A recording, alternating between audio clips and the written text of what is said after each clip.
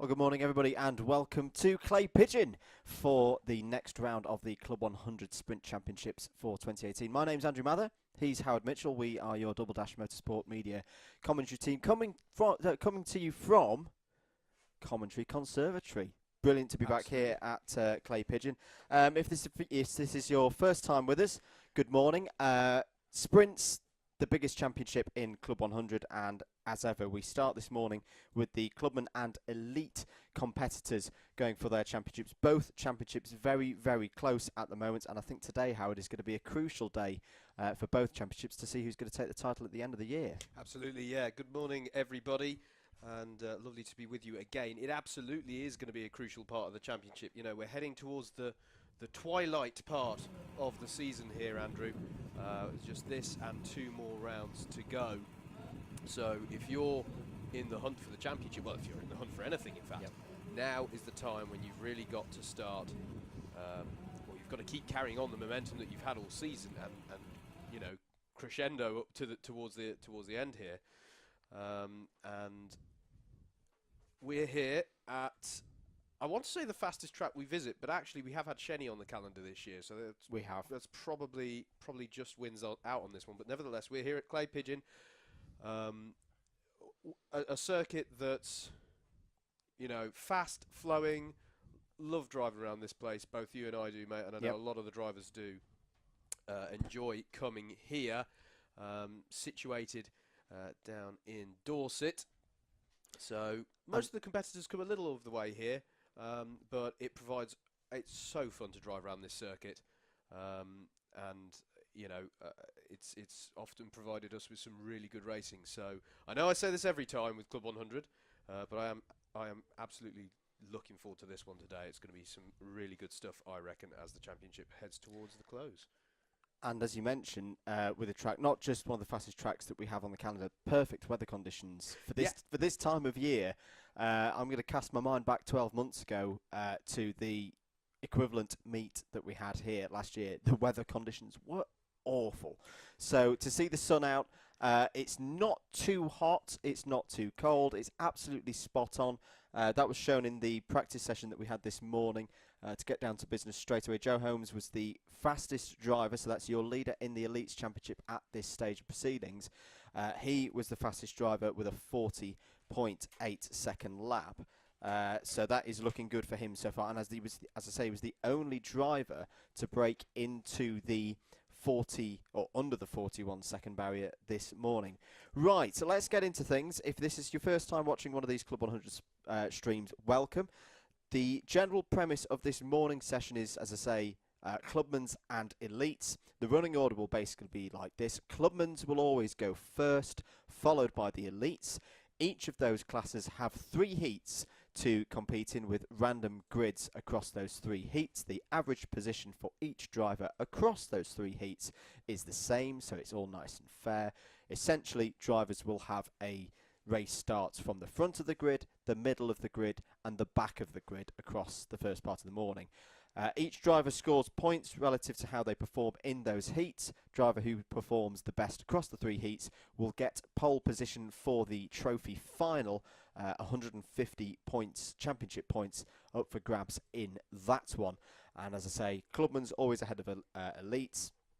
They swap back and forth. They take turns in who does that. So it was the Elites taking first preference last time out at Rye House. It's the Clubmans today. Let's get into the entry list then. So 19 runners in the Clubmans today, 18 in the Elites. Let's run them through by cart number order.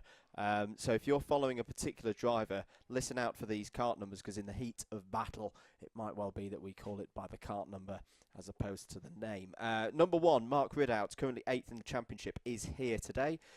Good to see him back. Looked quick this morning. Number 2, James Martin, 4th in the championship at the moment. He's had a very, very good season so far. He's here as well. Number 4, Christopher Powell. Returns to Clay Pigeon. He's run well here in the past in lightweights. He's, of course, this year in the Clubmans. Let's see how he does. 5th in the championship, the very recognisable Luke Hornsby in the Union flag suit and helmet combo. Currently 10th in the championship, having a strong year I hope he does well today, because it seems to be whenever we've turned up to do these streams so far this year, he's not had such a good day. So hope Luke can get a good result today. Number 7, Stuart Osborne. Number 8, Paul Jennings. Number 10, Darrell Lowe, 6th in the championship, and one of 5 drivers so far this season to have taken a final victory in Clubman this year. Number 12, David Whitehouse, currently 7th in the championship, having a very, very strong season, and he's very much a driver who can take advantage of those heat grid positions, so look out for him across the morning. Number 13, Frankie Hedges is here. Number 14, Stephen Jennings, another one of our final winners so far this season, having taken 1 win earlier in the season. He's here. Number 15, Andrew Dawson, currently battling for a place in the top 10, currently 9th in points. Number 17, Martin Theodoru, 5th in points. Number 21, Stefan Scully, 2nd in points. We'll get on to the championship battle in a moment. Stefan Scully, at the moment, doesn't have a final victory so far this season. Could he break that duck today? Number 25, Darry Sims, having a one-off appearance in sprints. Last year's lightweight sprints champion. Number 29, James Taylor, 5 final victories so far this season. First in the championship, but it's getting tight up there. We'll explain why in a minute. Number 33, John Watkins, 3rd in the championship, took his first final victory of the season last time out at Rye House. Number 40, Wayne Dunham. Number 43, Freddie Fincham. And number 49, Keith Evans, wrap out the 19 runners in Clubman's today. And let's get on to the championship, Howard, in that one, because so far this season we've seen a very, very close battle between the kind of drivers who've been here at every single round. I'm thinking the likes of Stefan Scully, Martin Theodoru, John Watkins. But there's been one shining light so far in the Clubman season this year. It's been James Taylor with those 5 wins, but he's missed several rounds, so he's used up all of his drop scores. Now, things were going really, really well for James early in the season, but the last 2 rounds, we've seen a little chink in the armour. Maybe it's because the other drivers may be raising their game. I don't know. But all of a sudden, I think 2 rounds ago, or when we clocked off at Ella Park early in the season on one of these streams, we were thinking, yeah, this is James Taylor's title to win. You look at the points this morning, especially after Rye House, he hasn't won a race since Ella Park. This championship's on again. Absolutely it is, and it is a theme that we've been, we were talking about it a lot last time out at Rye House, how pretty much all of these championships are quite open this year, which is great to see. But the Clubman's is not only no exception, but as you say, it really is. It does look like it's coming down to the wire here, and this is where the drop scores, as you mentioned, come into play in Club 100. He has burnt through those. Yep. You do that by not turning up, and absolutely the form that we were seeing, mid-season, just hasn't quite been. It's been good. I couldn't do it, but that as you say, that flurry of wins. If you look at his scoreline, it's just coming back down from the rise, as it were. And this is what I'm saying. Whenever we talk about you've got to carry the momentum, keep that going. He just needs to have that little push for the line a bit now. Yep. To just bring it back up if he wants to have his hands on the trophy come the end of the season at Buckmore. Well, for that reason, today could be a crucial day. 14 points is the gap between those 2 runners at the top. So James Taylor on 1,252 points, Stefan Scully on 1,238 points. But as I say, so far this year, Stefan's not had a final victory. He's had heat victories. If I count along, he's had 4 heat victories so far this year, but none in the finals. So that's going to be a very, very intriguing aspect to today's competition. Let's move on to elites. Can't forget them. This championship is, well, it's even closer, and it's been close throughout the season. Let's run you through the runners and orders then. Joe Holmes, reigning champion, fastest this morning in free practice. He's here. 4 final wins so far this year for the reigning champ, and of course he is, because of that, in the lead of the championship. Dan Healy, 8th in points. He's here. Peter O'Connor, 9th in points. He's here. Darren Teal ran very well yesterday in the Enduros, came flying past me. He's 5th in points, so look out for him today. Jay Elliott, who's had a really strong season, 4th in points at the moment with a final victory in Shannington earlier in the season. Ed Bars has impressed me this year. He's 7th in points. Harry Neal, currently 2nd of the rookies, or baby prems, or baby elites, whatever you want to call them. He's 10th in points. Jack Harding, Peter Harris, Dan Truman, Chris Dixon, Jack Bolton are all here. But here we come on to the really interesting name for me today. Rob Newman, number 19, second in points, 3 final wins so far this year. But importantly, that's included the last 2. He really is on form. As I say, he did spin out in practice this morning. Very uncharacteristic, but yeah. This is a driver who knows this place well from his BUKC days. That is going to be a titanic battle to see. Can Newman keep this form going and close in Holmes and take it to the wire? Dave Longman's here as well. Good to see him back out here at Clay Pigeon. Steve Hicks had a very good day yesterday in the quadrants, 6th in points at the moment. And with certain absentees, this is another opportunity for him to move up into the top 5, I think. So we'll keep an eye out for that. Tom Dix, Rob Moore and Stephen Crutchley wrap out the 18-man field in Elites today. But interestingly, again, no Ian Blake today. Where is Ian Blake? He's disappeared. We don't know where he is. Don't know. It's very worrying. Know, then let us know. Yes, at Double Dash MM. Yes. Hashtag where is Ian Blake? And as where I'm are saying you, that, Ian? just as the carts are coming out on track, we will give mention to that. We apologise, ladies and gentlemen. They've installed a comms box cam today, so you can see us in the comms conservatory. We realise that's not necessarily what you want to see on a Sunday morning, our faces, but, you know. Especially when one of us has a cold. Hello. Yes, indeed. I'm in the bottom of that. But yes, we're here in the commentary conservatory, we're calling it. We love the comms box here at Clay Pigeon. I've got some very nice watercress growing in the corner of the conservatory here. But if you want to get in touch with us, we're going out live on Facebook on loads of different pages today. We're going out on the Alpha Live page, on the Club 100 page, on the Karting Magazine page, and also our humble Double Dash Motorsport Media page. I didn't just have a mental blank there, I had a producer in my ear. We're going out on all those pages. Leave a comment under the stream on the, I want to say, Club 100 page, and it will get beamed to us in the box here. We will also try and check the comments on all the other streams as we're going around, but stick with the stream there and leave your comments under there, and we can beam them onto screen. And we are at Double Dash MM on Twitter. Right. So get in touch with us there.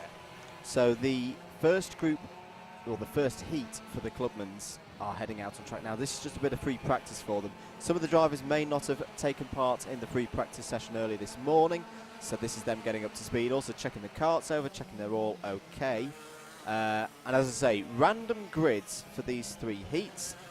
Essentially, the drivers have a position to the front end of the grid, one in the middle, and one towards the back across those 3 heats. The drivers who get the lucky position of being up at the front of their first heat this morning, Paul Jennings will be on pole position. James Taylor, championship leader, will be second on the grid. John Watkins, winner last time out at Rye House, is third. Martin Theodori fourth. So interesting group of drivers there up towards the front.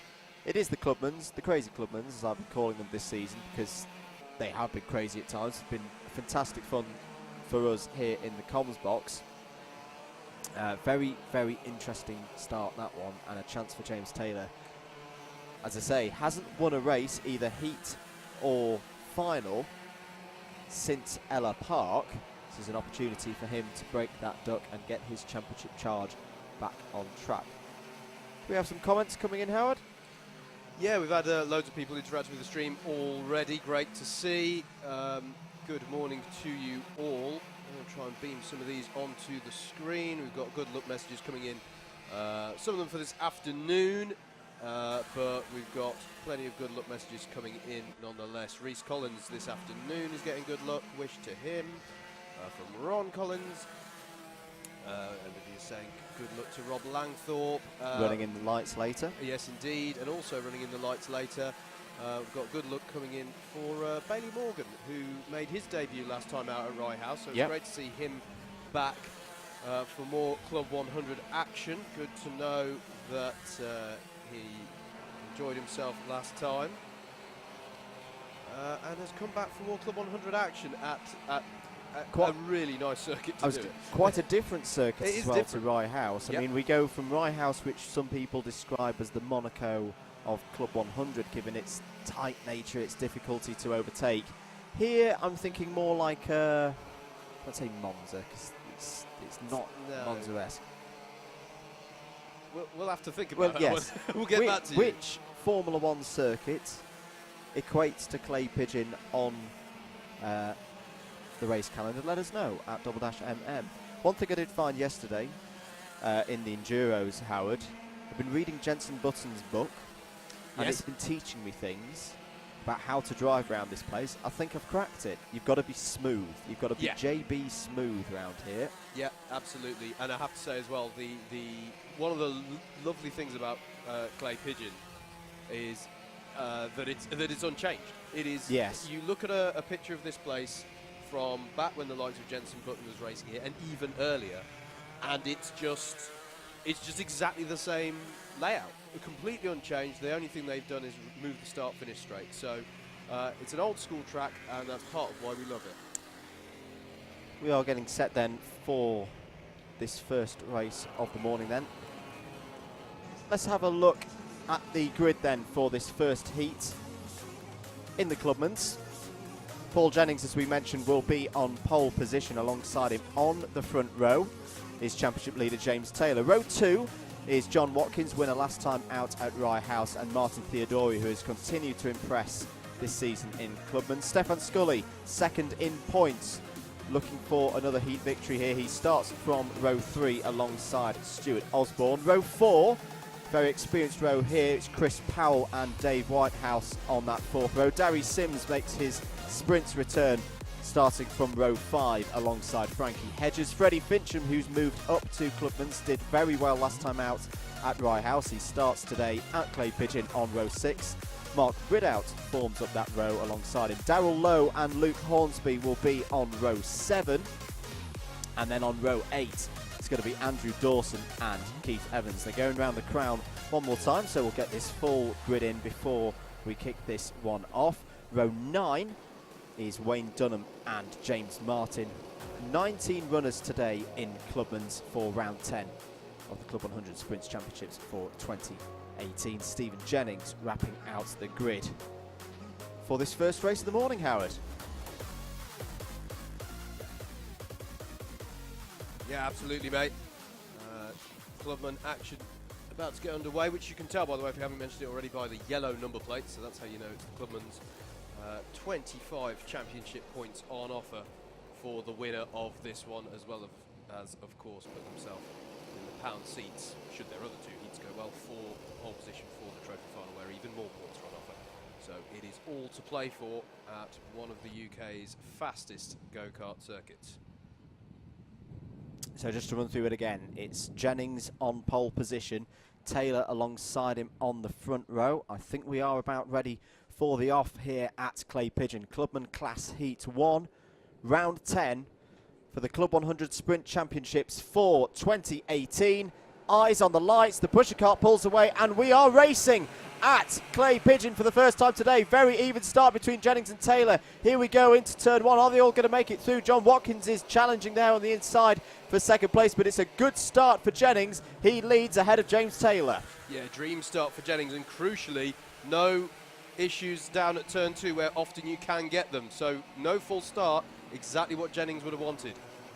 So relatively calm start then as they go into the horseshoe for the first time today. Very tricky corner, 3 abreast on the way in there in the middle of the pack. Luke Hornsby's on the outside there. I think Freddie Fincham is starting to pull his way through. Indeed he is.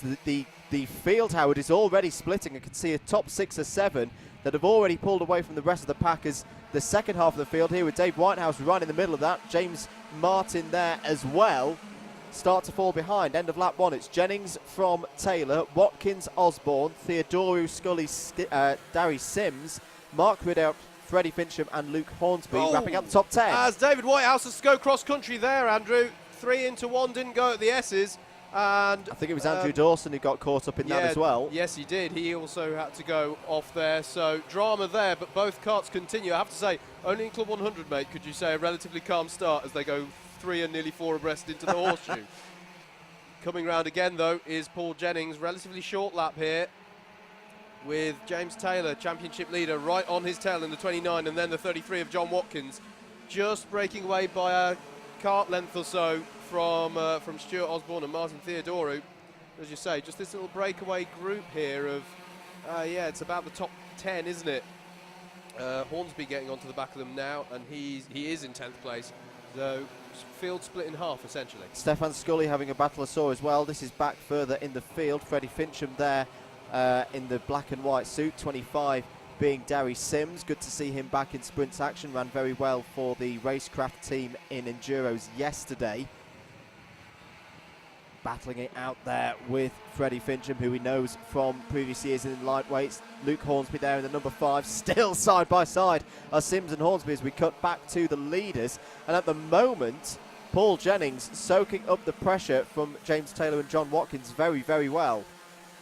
Yeah, Jennings doing a really good job at the head of this field at the moment. There's been a problem out there as well for Keith Evans down at, as up the inside of Martin Theodorou goes Stefan Scully. Yep.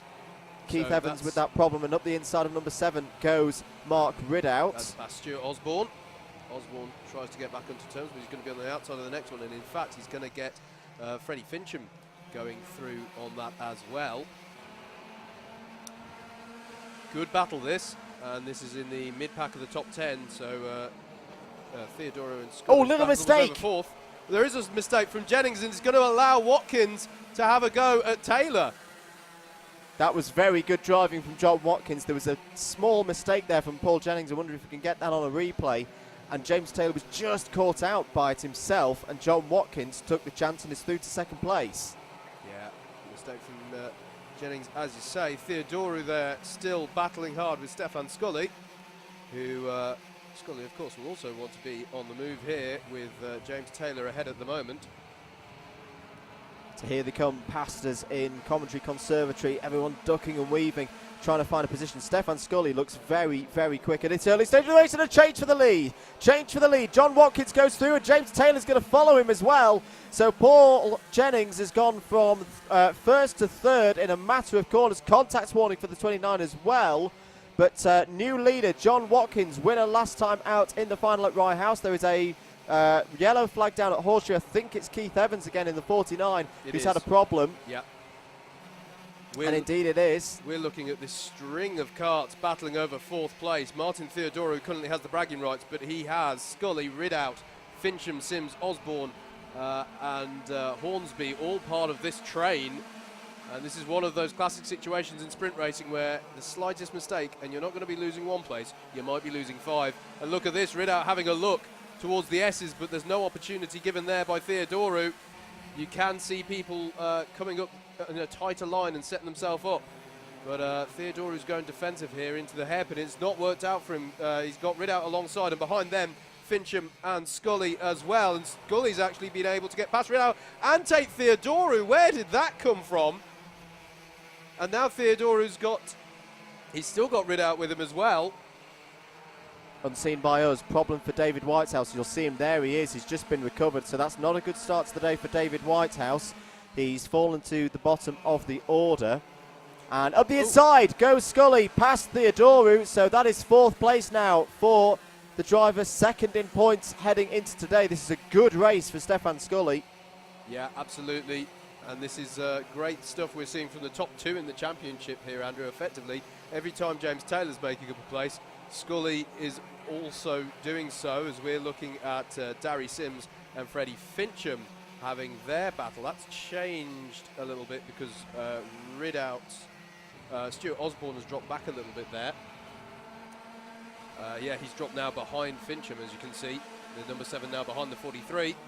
So plenty of changes going on in this this top 10 battle pack that we're seeing here. You can see the various different lines they're doing through this turn 2, and it's to try and set themselves up on the inside into the S's. The S's is not a corner, as we saw a little earlier on with David Whitehouse having to take to the grass.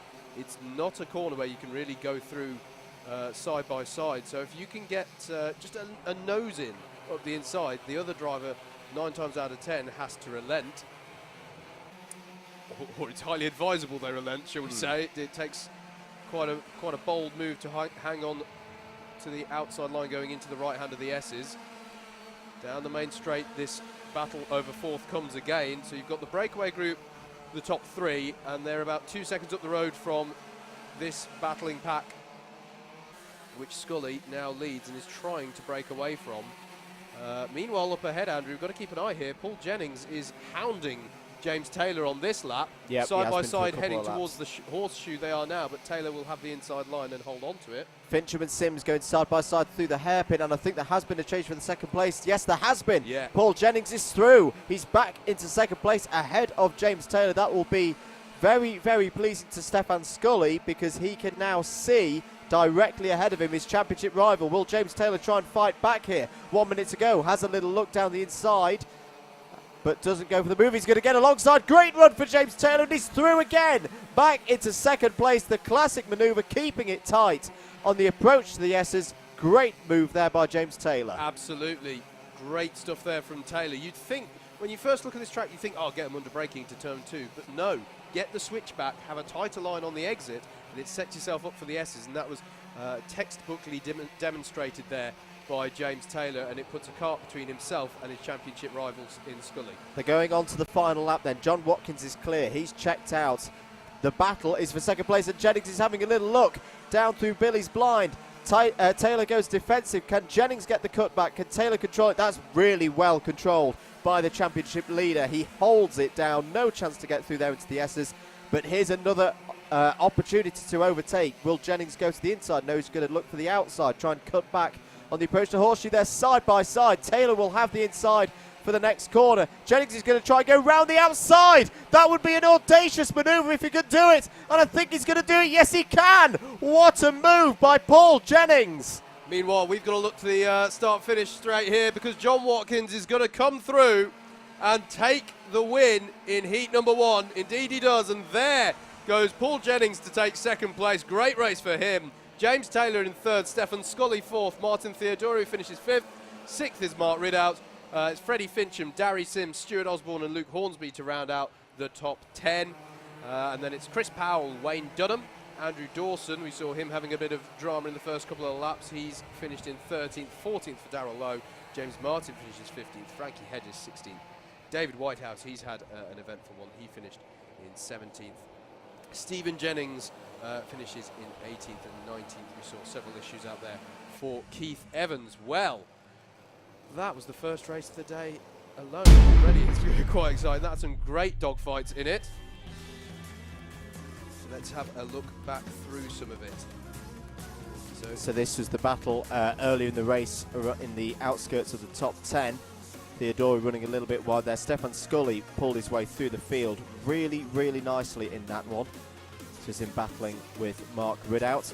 Freddie Fincham had another strong race. Darry Sims clearly hasn't lost form in sprints, even though he's not done that much sprint racing this season. Good scraps along the way. This was the battle of the race, though, for second place between pole sitter Paul Jennings and James Taylor. Brilliant move this by James Taylor up the inside into the S's, but Jennings fought back. He did not give up. And this move that really was set up over a whole lap, Taylor doing some brilliant defensive driving, but it wasn't enough to keep Paul Jennings behind. This was the key moment, getting side by side out of the hairpin, and he got the move done round Horseshoe. What a first race of the day then, Howard, here at Clay Pigeon. Yeah, I agree, and it just goes to show it isn't easy to overtake around Clay Pigeon. No. But the dogfights that you get are just fantastic as a result. You know, can you get them under braking into turn 2? Yes, you can. Or you can get the switch back off of there and set yourself up for the S's. You can get a run into the hairpin. You can get a run out of the hairpin. Sometimes if you play that right, you've got to set yourself up for the horseshoe, this long left-hander. If you're on the inside for that, you'll be on the outside for the next two corners, going into what's known as the crown of the circuit. It's just brilliant for all that sort of stuff. It's a really good fun place to get some battling. And when you've got the top two tiers in particular of Club 100 here, it leads to battles like that up and down through the field, and it's part of the treat that we are going to have this morning. And it continues with the Elite Heat 1 now taking to the track in this one. We'll have a few warm-up laps. Now, as we mentioned earlier, Rob Newman is a man who knows this track. Well, he's always been great at this track. Andrew and I have the pleasure of commentating on the British University's Karting Championship, of course, which is also done in Club 100 machinery, and he has always been a tour de force when it comes to Clay Pigeon rounds. We've seen him win drivers' championships. Yep. Here. No. UKC. Or have we seen him win No, the it was at Drivers' Wilton he Championship? won it. We haven't. That was at Wilton. Good point. Fair point. But nevertheless, this has been very, very good. A very good hunting ground for him with regards to points in that series. And he is the star rookie in this elites class this year, is Rob Newman. So he is going to be one to watch here today. But why do I mention him in particular?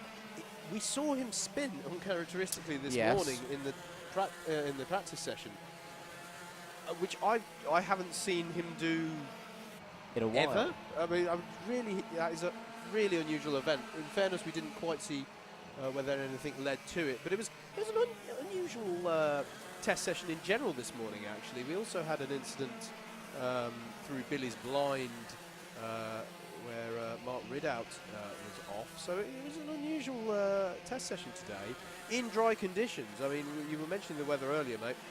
It's a bit of a microclimate here. This circuit is situated on a hill about 20 miles north of Weymouth, if you need to catch bearings, and it can often have its own little microclimate. It can be absolutely abysmal.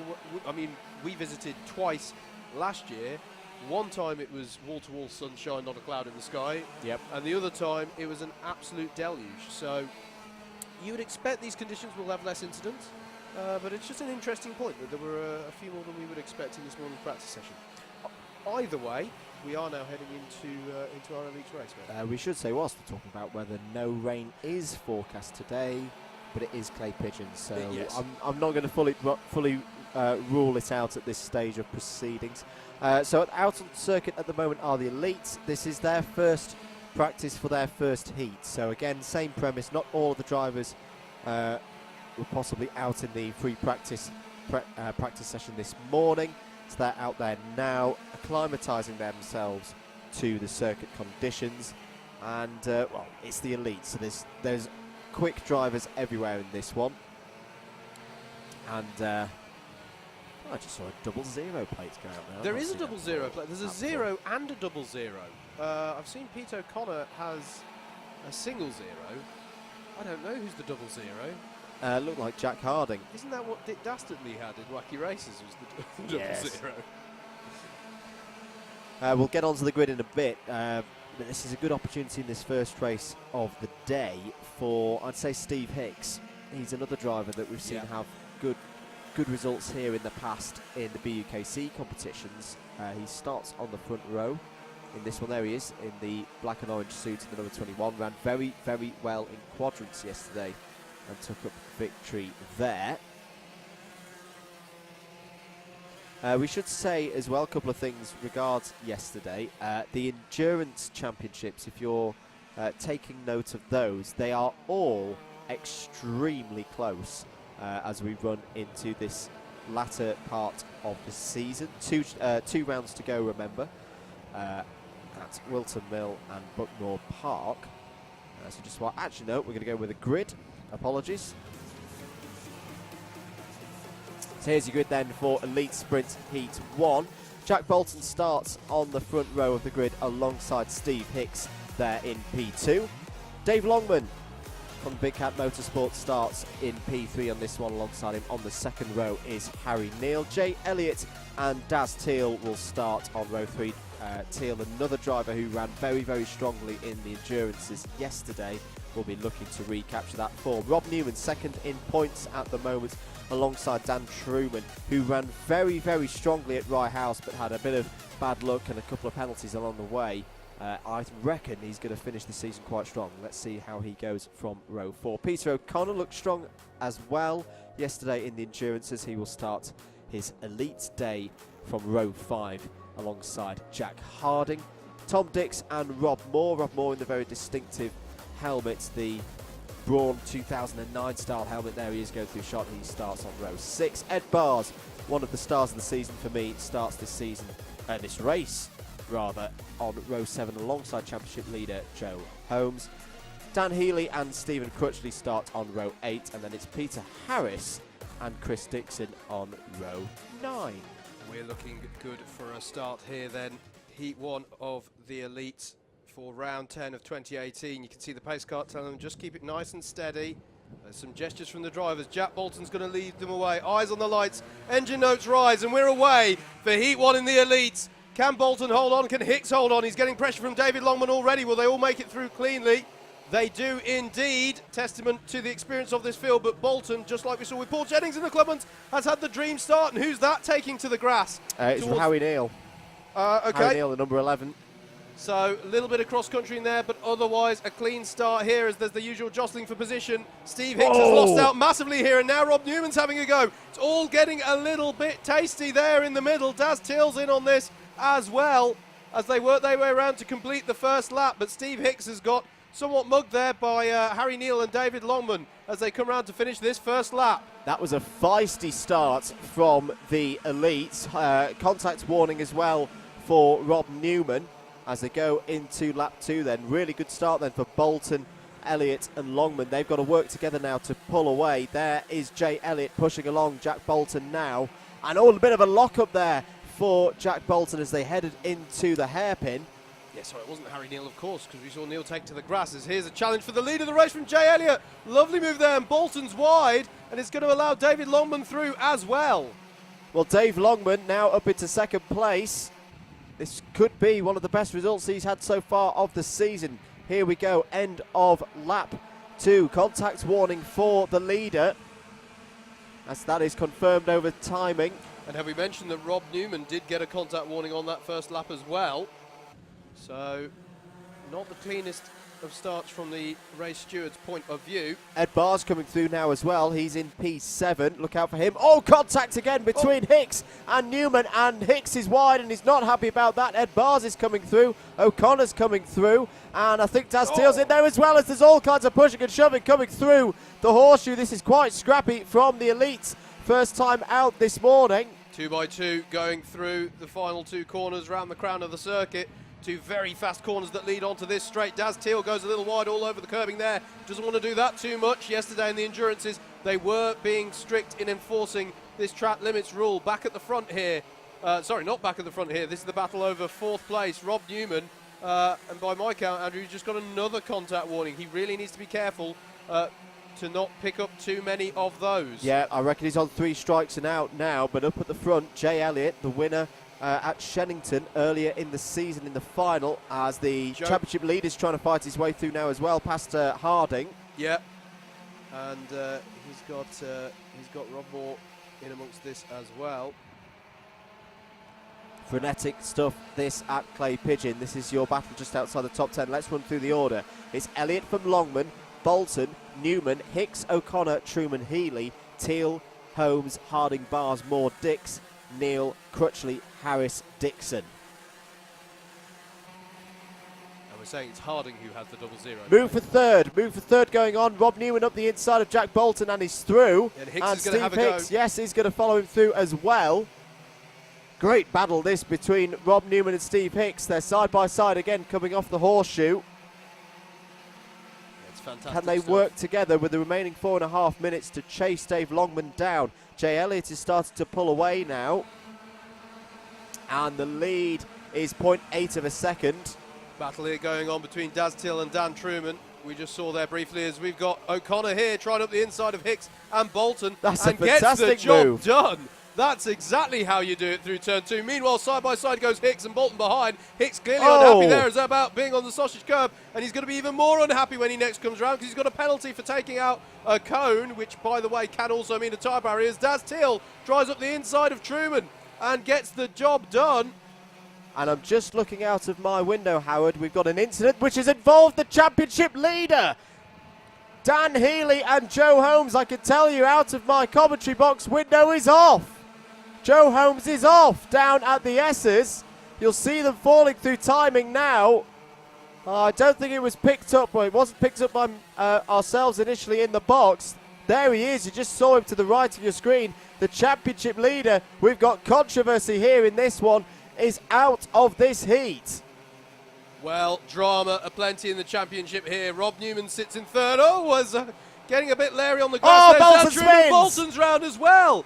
This has been such a high race for attrition in the elites. We really haven't seen this kind of race so far this year. But Jack Bolton is off at the side of the horseshoe. Well, well, well, what is going on in the elites today, or in this first heat at least? Jay Elliott leads ahead of Dave Longman. There's more battles going on between Tom Dix and, yes, I think that is Tom Dix heading up the inside of, apologies, no, it was Dan Truman battling with Jack Harding. Rob Moore still in there as well. Drivers moving around on the approach to the hairpin. Got to be careful with that. There is the number 26 going up the inside of Jack Harding. That is the 26 of Tom Dix. They're still side by side. I reckon Harding will have the inside line coming into the crown now. Is that yellow flags? Ed Bars is out. What is going on here? Ed Bars is now out of this one. I could just see him out the commentary box window. This is almost getting like the... do you remember that BUKC Super Final a couple of years ago where it was very attritional? Tom Dix is still at the inside of Ron Moore. He's trying to go around the outside. He's just had a track limit warning. Yeah, and Harry Neal got past Rob Moore again there into turn 2. It goes defensive to Moore. Moore with the Dayglow helmet on there, as Andrew mentioned.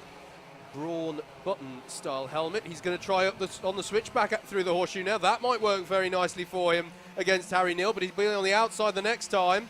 And look out for Tom Dix capitalising on this as well. He does. He tries up the inside of the last corner. He's got the job done.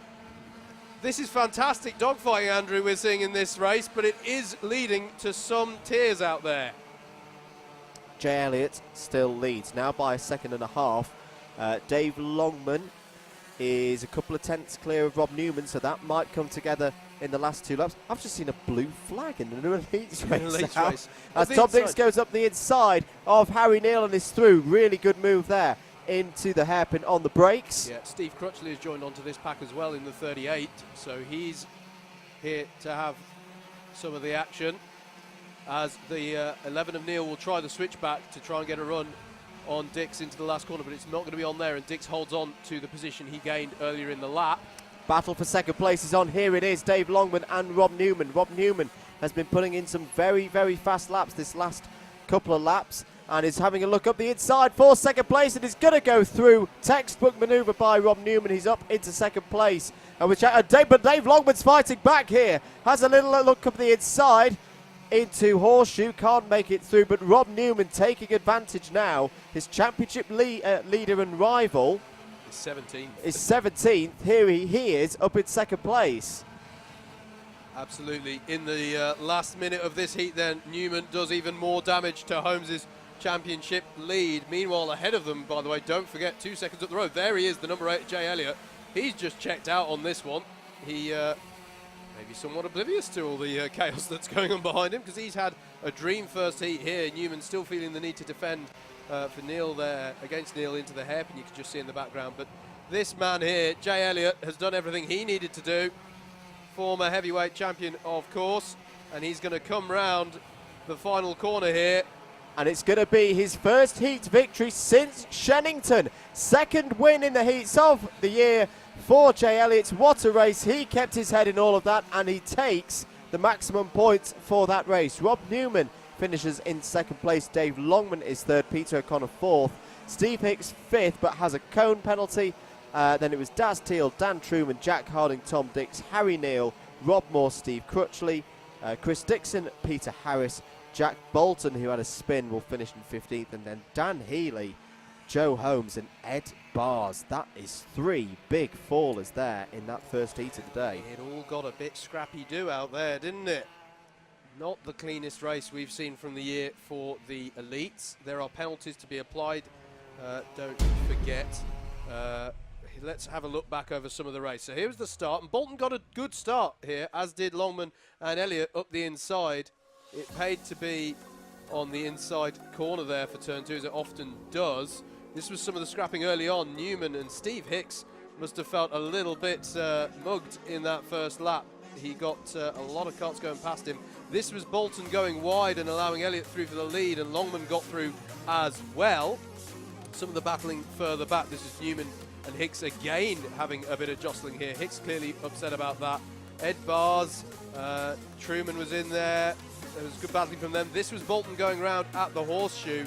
It was at this point as well we'd had the drama with Joe Holmes coming to a stop in the S's. More battling here with Rob Moore, Harry Neal, and Tom Dix were all battling well here. Steve Crutchley getting involved towards the end as well. But here was the pass for second place in the dying minute of the race. Rob Newman hammering home the advantage he had over Joe Holmes, having had an incident, taking second place off of David Longman. It was this man, Jay Elliott, as Andrew says, first heat win since Shenny earlier this year. Good race for Jay Elliott. I think there will be some drivers who feel a little bit aggrieved after that one, but it was, and I think we can see here in the pit lane, there is a bit of conversation going on post-race. It was highly entertaining for us, though, mate. It was indeed. Now we will explain with the way the drop scores work. That won't be a full net swing in terms of second place down to 17th, where Holmes was. That 17th will become a drop score for Holmes, and it will mean that one of the results currently counting as a drop score, I'll have to look through and see what this is going to sound weird, the best dropped score for Holmes currently is in a heat. I think it's something about around about an 8th place. So whatever the best drop score for Holmes was before that last race, that now is part of his championship calculation. So I reckon you're talking there maybe around a 7 or 8 point delta that's just been pulled in by Rob Newman in that last one, in that last race alone. Currently, the championship gap, 1.312 for Holmes, 1.276 for Newman. So it's coming down. It is coming down as we go through the latter part of this season. Yep, absolutely. Hello. Hello. You're back with us in Welcome Commentary Conservatoire. Indeed. What a first set of races then. Clubmans are back out next for their second heat of the morning. I do hope you're enjoying the coverage here on Alpha Live's Facebook page and Club 100's Facebook page and Karting Magazine's Facebook page. And our Facebook And page, our Facebook Double Dash page. Motorsport Media. We're everywhere. You can't miss us. And why would you want to? Well, they are broadcasting our faces. I suppose that is one reason. We're here at Clay Pigeon in Dorset, round 10 of the 2018 Club 100 Sprints Championship here, where we have, of course, let's not forget, the beautiful and lovely Clay Pigeon Clubhouse, which is, I still think of it as new, which is terrible, because it's probably getting on for 4 years old now. Yep. But if you've never been, it is a fantastic ground, particularly if you're based in this part of the world and someone you know competes in this championship, or you think you might want to compete. It is a fantastic place for friends and family to come and watch from the balcony here at the clubhouse. So definitely shout out for the circuit here. Just to reiterate a couple of things, big thank you to David Whitehouse, who has kind of become our honorary Double Dash Motorsport Media statistician. That was Dave Longman's first heat podium of the season so far in that last Elites race, so great result that for Dave Longman. Strongest one he's had so far this season. Howard. We have a grid to give you for this Clubman's heat number 2. It's going to be Freddie Fincham who leads this one away. And he's going to have Mark Ridout alongside him. Darrell Lowe and Luke Hornsby will make up the second row of the grid. Darrell Lowe currently sitting 6th in the standings. Luke Hornsby 10th in the standings. Andrew Dawson had an eventful first few laps in the last race. He's going to start from 5th. Keith Evans starts alongside him. Then it'll be Wayne Dunham in the number 14, James Martin in the number 2, making up the 4th row of the grid. It's an all Jennings 5th row. Stephen Jennings, who didn't have the best first heat of the day, and Paul Jennings, who did have a very good first heat of the day. They round out the top 10. James Taylor, your championship leader, and John Watkins, who sits 3rd in the points, they make up the 6th row of the grid. It's going to be Martin Theodorou, who sits 5th in the standings coming into today. He's going to start from 13th on the grid, and Stefan Scully, who sits 2nd in the points, he starts from 14th. So you've got the top 3 in the championship within 2 rows there. That's going to be interesting to watch. Stuart Osborne starts this one from 15th with Chris Powell alongside. David Whitehouse will be hoping for better things in this one after an eventful first heat where he had to do a bit of cross-countrying. Darry Sims starts from 18th, and rounding out the 19 runners will be Frankie Hedges. We're ready for a race start then. Clubman's Heat 2. Very good start to them this morning. Slow starts, remember. We don't want any pile-ups down into turn 1. Watch for the lights. They're red, they're green. We're racing here at Clay Pigeon once again. For Heat 2 of the Clubmans, here they go down into the first braking zone. They all got through very nicely in the first heat, and they've done so again in the second heat, but it's Freddie Fincham who's hit the front early on. That's a good stop for him, and that's going wide. I think that's John Watkins. It is. It's the 33 of John Watkins. Oh, they're 4 wide going down out of the S's. That could get a little bit interesting. I think James Taylor was on the infamous curb there, but he was forced out there by drivers on the inside. Darrell Lowe's had a great start to get past Ridout up to second. Luke Hornsby got a bit mugged, got on the outside of turn 2, and he's dropped down a lot of positions from grid 4 as they come around to finish this first lap. Really calm and collected start that for Freddie Fincham. He leads at the end of lap 1, ahead of Darrell Lowe in second place, Mark Ridout third, Andrew Dawson fourth, and James Martin wrapping out the top 5. Oh, and there's a spin there towards, and I think that's Wayne Dunham, the number 40, if I've read that correctly, down at turn 2. Meanwhile, rest of them going through the S's. Leaders now, and there's going to be a challenge here for the lead. Darrell Lowe, I think, is going for the lead.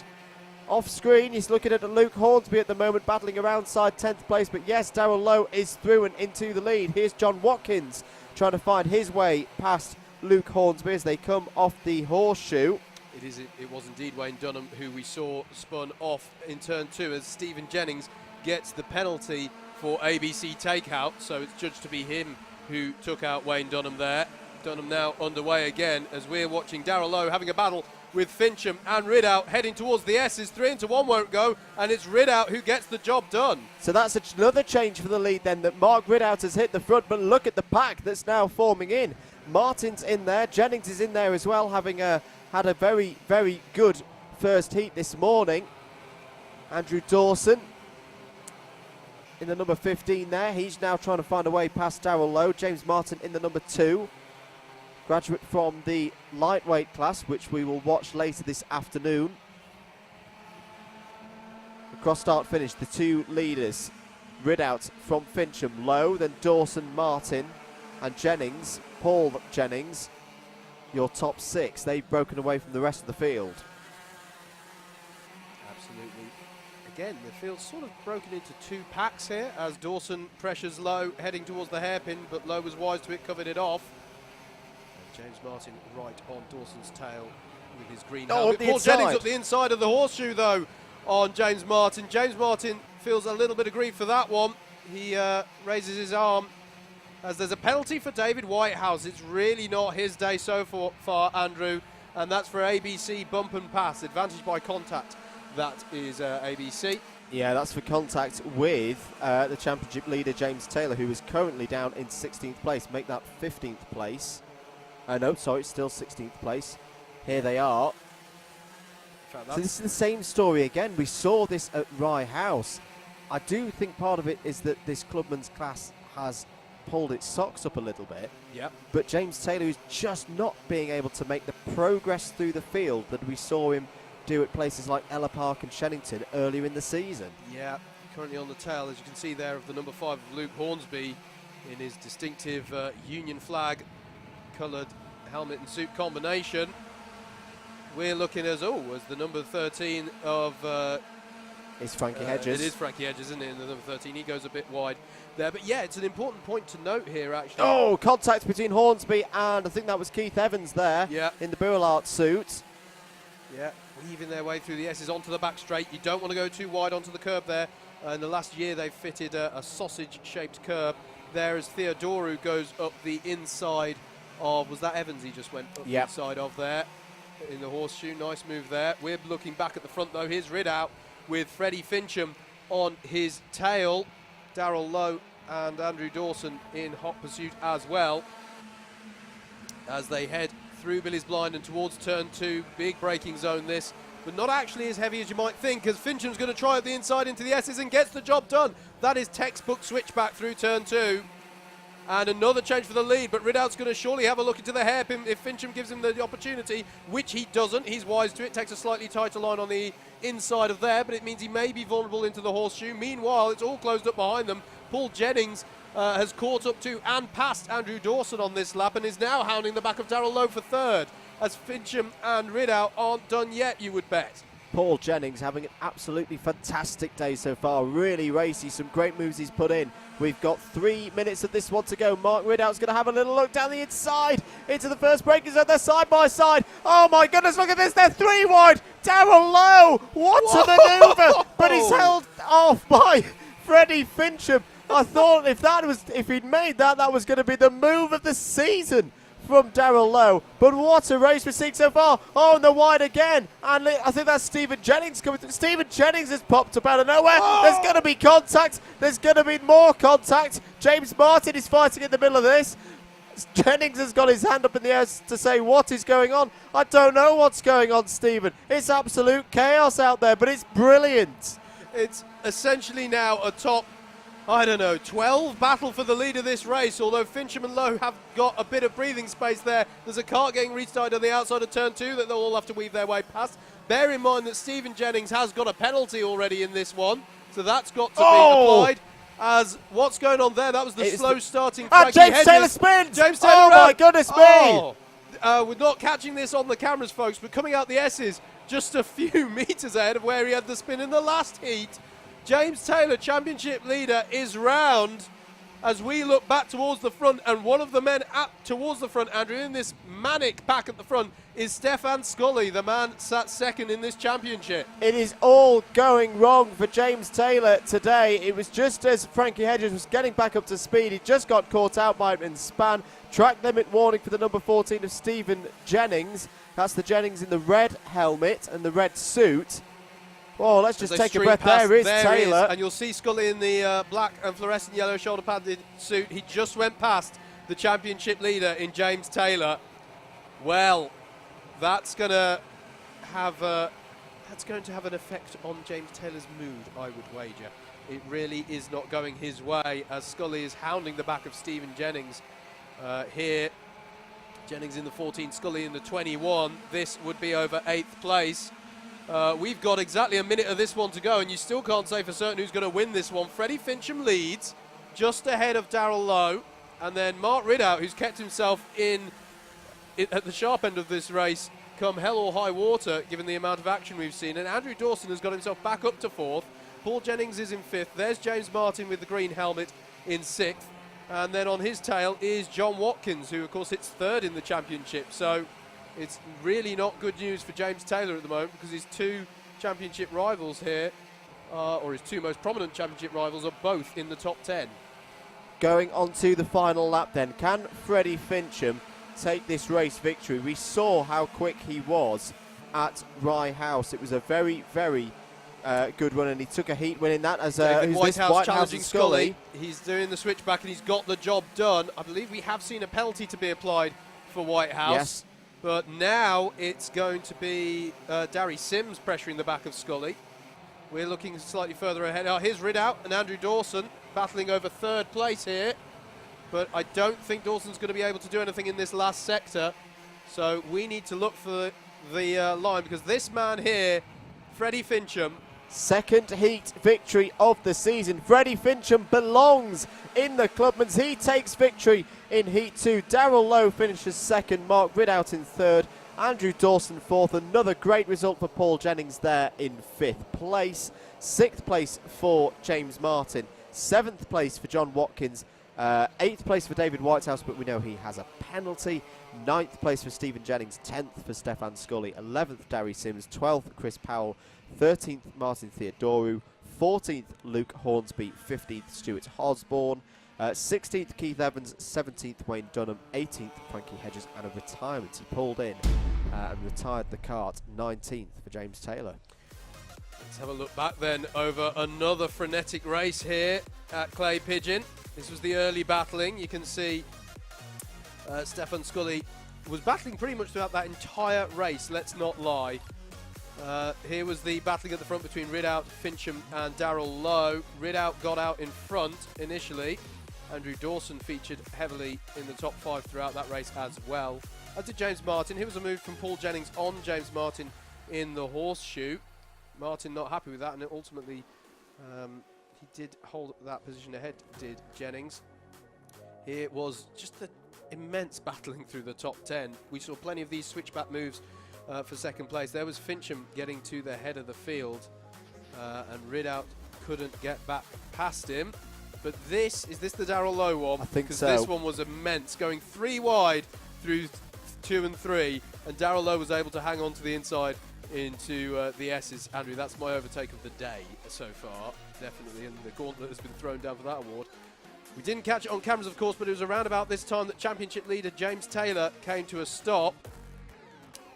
And that means that there were many championship ramifications as a result. But it was this man, Freddie Fincham, as Andrew says, getting his second heat win of the year, having only made his debut in Clubman's, how many rounds ago? 2 rounds ago. It was 2 rounds ago. Fincham really has shown that he belongs in this Clubman class, Andrew, and that was another highly entertaining one, I've got to say. Yeah, just to reiterate the point on James Taylor, the story in regards to the drop scores is pretty much the same as we said with Joe Holmes earlier. Currently, James Taylor has 3 races that he's done that count as part of his dropped heats.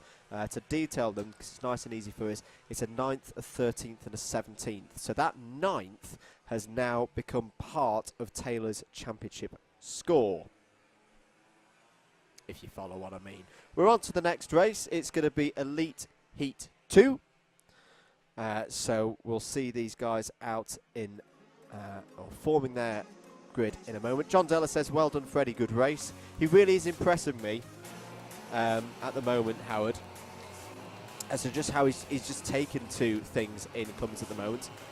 Really, really good to see. Here we go then for Heat 2 of the Elite Sprints. Jack Harding will start this one from pole position. Tom Dix, who had a very, very good run in the first race of good battles, he starts this one from the front row. Row 2, Rob Moore, former super heavyweight champion, starts on that row alongside Ed Bars, who'll be looking to bounce back after a mishap in the first race, left him in the bottom 3. Joe Holmes will also be looking to bounce back. He had an issue down at the S's, which meant he finished last in the first heat. He starts this one from 5th. Dan Healy alongside him on the 3rd row. Stephen Crutchley and Peter Harris will start this one from row 4. Chris Dixon and Jack Bolton will start on row 5. Bolton having had a spin in the first heat. Steve Hicks was all in the action in that first heat. He'll be right in the middle of the pack for this one, starting from P11, and Dave Longman will be looking to build on that first heat podium of the season. In this one, he starts from position 12 on row 6. Harry Neal and Jay Elliott will start on row 7. Daz Teal and Rob Newman will start on row 8. Dan Truman and Peter O'Connor will start together on row 9. And that's your grid. 18 karts running in this one. Well, Muttley stopped snickering. The double zeros on pole. Just wanted to say I'm going to do all those references. I assume, by the way, it's because Harding has a black plate because he's a rookie, but the black number 12 plate is taken. Or it could be that he's just left his plate at home. It could be that he's just left his plate at home and he wanted to be the double zero. But it is Harding in the double zero who will lead this one away. And Tom Dix starting from second on the grid is going to be an interesting one, Andrew. He had a good heat earlier on, as we're going to be good for the start. Thumbs up is on the pace kart driver. So he's going to bring them round and peel off to the left-hand side. And then it'll be for Jack Harding to, we've seen some controlled starts here. They don't want to have too much pace going into turn 2 because that encourages incident. Here we go then, eyes on the lights, engine notes rise, and we're away for Heat 2 in the Elites. It was a good start from Harding as they head down to turn 2 for the first time, and Moore has been able to come up the inside as there's a spin there. Dave Longman's off. That looked like Crutchley to me as well.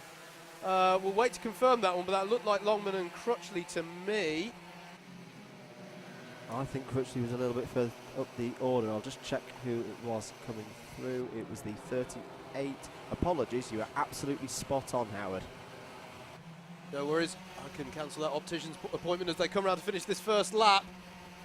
Harding has been able to hold on here, and Rob Moore has done what we've seen, I think, in every heat so far today from grid 3, is get himself up to second. Joe Holmes, though, having a good battle here with the number 9 of Ed Bars as they come on to the second lap into turn 2. Tom Dix in the 26 is there for good measure as well. And he's going to try the side of Ed Bars because Holmes has got the job done, and now so has Dix.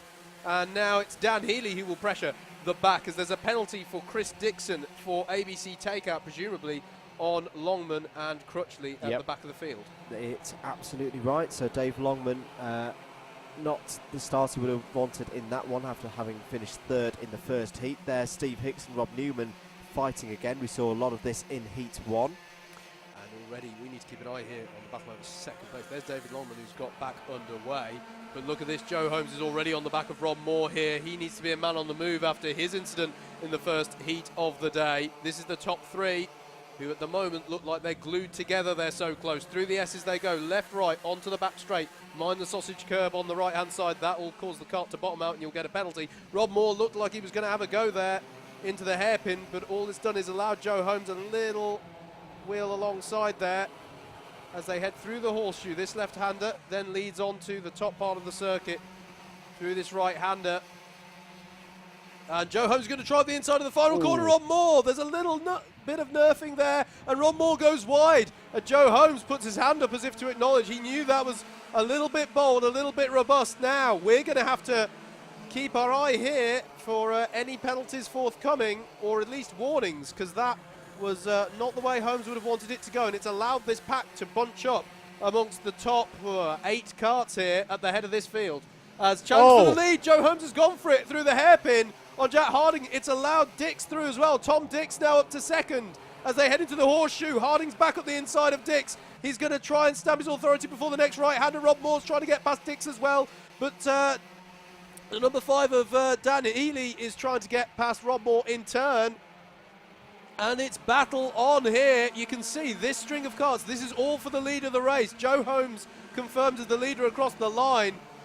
But that was some very robust battling through the last lap and a half. Be very, very interesting to see how that's officiated and how that's discussed in the paddock afterwards, because there was contact with both of those moves. Rob Moore having a little look there at Tom Dix. Runs a little bit deep, but Dan Healy can't get underneath to try and snatch 4th place away. I can see Holmes was right on the limit with the slowing it down for horseshoe. Rob Moore takes an unusual line out the exit of that. Will that leave him under pressure from Dan Healy on in the number 5 cart? Might have a run on him down this straight. This is where everyone wants to tuck in, get as much aerodynamic advantage as they can, even though this is just sprint race karting. It's any advantage you can when you're in the elites. Tom Dix in the number 26 lies third, with Rob Moore in that Dayglow helmet and suit combination. That's the battle for third. And then behind him, this is Ed Bars having a battle with Harry Neal in the 11, and Rob Newman's in on this as well. And it stays Bars, Neal and Newman, although that in itself is a change since the start of the lap, because it means Rob Newman has got past Ed Bars now. No, sorry. Ed Bars has got past Neal now. Neal now needs to look defensive to Rob Newman, because Newman's got some pace there on the straight. Meanwhile, this is the battle for third again. Rob Moore trying to get past Tom Dix. He's going to have the inside. Is he not quite on there? And he's got to be careful, because that'll mean that Dan Healy will have got a good line through the S's and he'll be challenging. Rob Moore is wise to it, stays tight on the inside to the hairpin in the number 28 cart, and there's nothing that Healy can do. Meanwhile, further back, that's the number 7 of Daz Teal and Harry Neal battling. So that means that Newman has got past Harry Neal as well. And if Neal's not careful, he's going to get Daz Teal going by him as well. There's Jack Harding, former race leader. He's in the 00. He's now a second behind Joe Holmes. Joe Holmes has, by elite class standards, quite some breathing space now in the form of a second. As they all string their way through. See Peter Harris on the fringes of the top 10 there, just outside the top 10. He's chasing Peter O'Connor in the distinctive Iron Man suit and helmet combination he has going on. This still the battle over third place. Tom Dix in the 26, Rob Moore behind. Then is the number 5 of Dan Healy, and Ed Bars, who, as Andrew mentioned earlier in the broadcast, has massively impressed us this year. Work their way through. There's a penalty for Joe Holmes. Penalty for ABC bump and pass for Joe Holmes. And, well, we haven't seen him doing any overtaking since he took the lead. You've got to think, Andrew, that is for the move on Rob Moore going through the last corner. It's either for the move on Moore or on Harding. Yeah. I'm afraid to say I have to agree with the stewards. Rob Newman's on the scene and he's trying to get past Ed Bars, and job done. There was a little bit of rub in his racing there through the horseshoe, but he's on the move. And oh dearie me, just as things were looking good for Joe Holmes, he gets a penalty and Newman is starting to make up places. Rob Moore here challenging Tom Dix. Tom Dix is going to be wise to it. He's going to take a slightly tighter line to 2, but that could leave him vulnerable on the switch back. Rob Moore's getting wheels on the grass to try and get that advantage. Gets the job done. Well, as far as I'm concerned, that was just about fair from Moore there. You wouldn't have wanted to go much more off, and Tom Dix, it doesn't matter either way. He's going to try back up the inside of the hairpin and gets the job done. They've both got to be careful here because Newman is on the scene and he is going to be keen to get by these two. Fantastic battling though. Bit of a pass on the grass from Rob Moore at the start of the lap, but Tom Dix was able to redress the balance almost immediately in the next braking zone, and the battle goes on to another lap as we're about to enter the final minute of Heat 2 of the elite class here, and Rob Newman's having a look at Rob Moore here. How's he going to play this one? Rob Moore in that difficult role of defending and attacking. Rob Newman goes up the inside and he pulls exactly the same move on Rob Moore as Rob Moore pulled on Tom Dix last time around. Now is Rob Moore going to be able to do what Dix did last time and get him back at the hairpin? No, I don't think he is. Behind them, Ed Bars and Dan Healy, who have been there throughout, as Healy's going to have a go at Ed Bars here through the horseshoe, much in the same way that Rob Newman did at Ed Bars a couple of laps ago. But Ed Bars hangs on to it for now. This is fantastic stuff here in the battle over third place. Joe Holmes leads this one by 1.5 seconds from Jack Harding, who in turn is 2 seconds up the road from this battle as Rob Newman's got Dix. Rob Newman has got past Tom Dix there over third place, and now Tom Dix has to hold on, and Ed Bars is having a go at Rob Moore. It's all changed through this pack. I can barely keep up with it by talking. Rob Moore still holds on to it though, and meanwhile behind them is that Harry Neal getting involved with Dan Healy. Yes, it is. Frantic stuff. We're on the last lap and we've got to start looking to the start-finish straight here because Joe Holmes is coming around the last corner. He's going to cross the start-finish line first on the road, but he has a penalty, and so it's Jack Harding, we believe, who's going to win it just ahead of this pack. Holmes crosses the line. Harding does finish second on the road, but we understand has won it. Rob Newman finishes third. Crucially, how many positions will Joe Holmes be deducted for that? I think 4. We think 4, so that means that Rob Newman, again, we think, will be classified ahead of Joe Holmes, second in the championship, finishing ahead of first once these standings have all been worked out. Then it's Tom Dix. Rob Moore finishes 5th on the road. Ed Bars finishes 6th. Harry Neal 7th. Dan Healy 8th. 9th for Pete O'Connor. Daz Teal rounds out the top 10. There it was Jay Elliott, Steve Hicks, Peter Harris, Daniel Truman, Jack Bolton, Chris Dixon, and then the two who we saw involved in that first lap incident, first braking zone incident, in fact, Stephen Crutchley and David Longman. Let's have a look back over this one.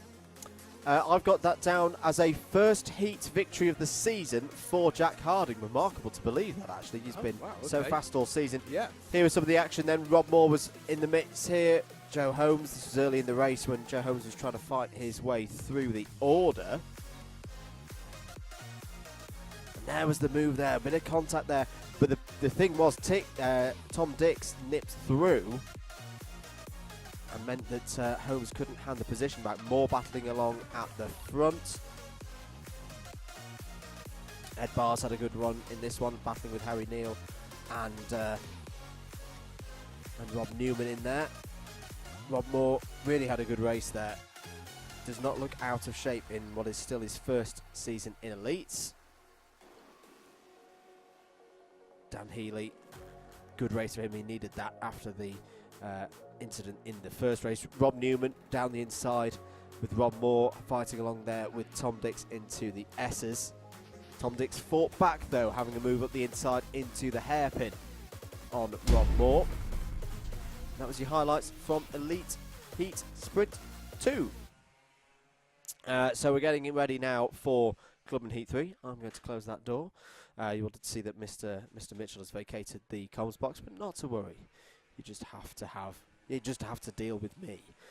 So looking into this one, Clubman, I was doing a little bit of tossing up of the maths. Very, very close in this one.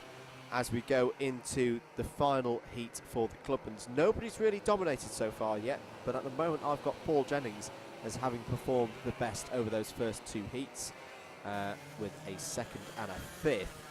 Not out of question that James Taylor, if he gets a good result in this one, can get a decent grid slot in the final. This will be what this race is all about, to decide who will be up at the pointy end of the grid for that final. 25 points available for Heat 3 as ever. Here is your grid for Heat 3 in the Clubmans. Frankie Hedges starts on pole position alongside Stephen Jennings, who I can tell you was actually DQ'd from Heat 2, so he's got work to do there from the front row of the grid. Darius Sims, on a track he runs very, very well at, will start this one in P3. James Martin starts alongside on row 2. David Whitehouse has not had a good day so far, but this is a good opportunity for him to get some good points. He starts on row 3 alongside Wayne Dunham. Christopher Powell and Keith Evans will start this one on row 4. Stuart Osborne and Andrew Dawson. Dawson looking for another good result here from row 5. Stefan Scully, it's been his day so far in the championship proceedings. He starts this one on row 6 alongside Luke Hornsby. Martin Theodore has been quiet so far today, but I think that's actually been quite a good thing. He's quietly gone on along with his business. He starts this one alongside Darrell Lowe, who looked very quick in the 2nd heat on row 7. John Watkins really is starting to hit a bit of form in the latter stages of this season. He starts this one alongside Mark Ridout on row 8. James Taylor has got it all to do from row 9 in this one. He starts alongside the winner of the last heat, Freddie Fincham. Paul Jennings, currently top of the standings in Clubman's after 2 heats, but he's got to start from the back in this one to decide where he forms up on the grid for the final. That is your grid. So the drivers going round the crown. Looks like we are good for a start. Pusher cart driver with the thumbs up to tell the drivers we are good to go in this one. So it'll be the slow crawl down to the start gantry just in front of us here in the commentary conservatory here at Clay Pigeon. Clubman Class 2018 Club 100 Sprint Championships for 2018. Heat 3 is go. Clean start, very even start from the front row of the grid. Everyone jostling behind. Dave Whitehouse trying to nip through. Brilliant start for Dave Whitehouse, and he's nipped through into 2nd place there from P5 on the grid, but it's Frankie Hedges who leads them away at the end of the first half of the lap through the tricky corners. Dave Whitehouse going for the lead there. I don't think he's going to take it. Yes, he is. As the rest of the field comes through the hairpin, James Martin, you can see there, but Dave Whitehouse in the number 12 leads on lap 1 here at Clay Pigeon in the final heat for the Clubman class. Beautiful move there from David Whitehouse. He's had a tough day at the races so far, but that's exactly the first lap that he would have wanted as he leads them across the line at the end of the first lap. It's going to be Whitehouse, Darry Sims, Chris Powell, Frankie Hedges, Stefan Scully, Steve Jennings, Stuart Osborne, James Martin, Andrew Dawson and Martin Theodore to round out your top 10 at the end of that first lap rather. Meanwhile, battle for the lead going on. Darry Sims trying to go around the outside of the hairpin here. That's going to be bold. I don't think that'll work. Indeed it doesn't, and if anything it allows Chris Powell to get just that little bit closer. Nobody's close enough though to try anything in the horseshoe, although Sims tries to get a switch back. He's looking racy here. He wants this lead back as they come through the final corner. It's still going to be Whitehouse holding on to this in the number 12. Quick look over the shoulder, and well he might, because he has basically everybody immediately behind, as is the way in Clubman racing. Oh, and up the inside contact. of turn 2, little bit of a nudge there. Sims goes to the front, but it's going to allow Powell up the inside of Whitehouse. If Powell can hold on to it through the S's, which he can. And I can see Nicky Richardson on the radio. He spotted that. There may be some kind of judgments coming here on Darry Sims. The move was on, but I just think he outbraked himself a little bit and made contact with David Whitehouse understeering wide. Yeah, Frankie Hedges went very wide in the hairpin there, and I didn't quite see if it was because of contact with Stefan Scully as well. So that's one to keep a little bit of an eye on as well. Right, well, we'll keep an eye on the penalties board, but at the moment it's going to be Darry Sims leading, Chris Powell in second, David Whitehouse in third, Stefan Scully in fourth, as is that Keith Evans getting restarted through turn two. He does the wise thing and tries to keep out of everyone's way. It's really hard to do that, though, in the S's, but he did the best that he could. Here is Scully getting pressure from Stuart Osborne, a little bit of a nerf into the hairpin. Is that going to give Osborne the run? He's going to be on the outside of the horseshoe, and Scully stamps his authority. Well held that position, as there is a contact warning for Osborne for that little bump into the hairpin, and ultimately it didn't pay off. Andrew Dawson in the yellow and Union flag helmet chasing James Martin behind them. Here's Darrell Lowe and Frankie Hedges going side by side towards Billy's blind.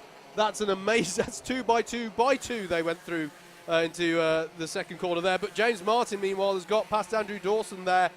No, sorry, he was already past Dawson when they came across the line there. I think the headline is it's all kicking off here, and we can barely keep up with it. Now the 7 of Stuart Osborne is trying to... No, that has changed, hasn't it? Because Andrew Dawson is now ahead of Osborne. So there have been changes there in the early part of the lap. Here's Steve Jennings pressuring Stefan Scully. And Stephen Jennings, who got excluded from the last result, having a better race here. Oh, Martin Theodoru all over the curb there, just trying to survive at the moment in the midst of all of this. But Darry Sims from Cornwall. That's a good way to survive. Practically his local circuit.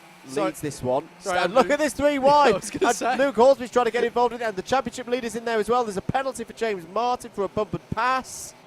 That's hardly surprising here. 3 wide into the horseshoe. James Taylor on the inside. He's going to get past Steve Scully. And these are big moves being done by the 29. Trying to get past Martin Theodoru now. He will have the inside for the final corner. Stephen Jennings is now up the inside of Martin Theodoru. Freddie Fincham coming through as well. Look at Freddie Fincham on the charge, trying to go around the outside of Jennings, trying to get it set up for the first braking zone. Luke Horsby's down the inside of Theodoru there as well. Can we install a camera in the cone on the apex? Actually, it would just get knocked at some point. No. It would be an amazing shot, wouldn't it? The way that they're all my friend Colin the cone. all on the limit into turn 2 here. Wayne Dunham in the number 4040. He's in amongst this pack at the back with Paul Jennings alongside. Jennings goes up the inside. Frankie Hedges is there as well in the 13. And John Watkins, he's not having the best heat race of the day. He's in amongst this pack towards the back as well. Keith Evans is with them as well in the red and white, but he is a lap down after an incident. We cut back to Andrew Dawson. Now he is running in 5th, chasing James Martin in the number 2 4th.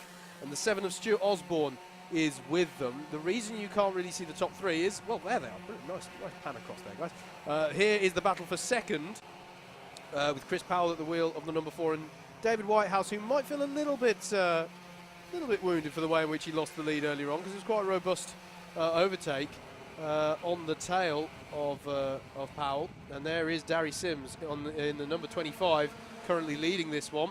Got 2.5 minutes to go of this one, so you've got this pack at the front of 3, and then behind them you've got, not for the first time today, an incredibly close pack battling over 4th place. Here's them, currently led by James Martin. You just saw them flashing into shot. Powell's just got a little bit of breathing space over Whitehouse in the battle for second, so we cut back to this battle for 4th.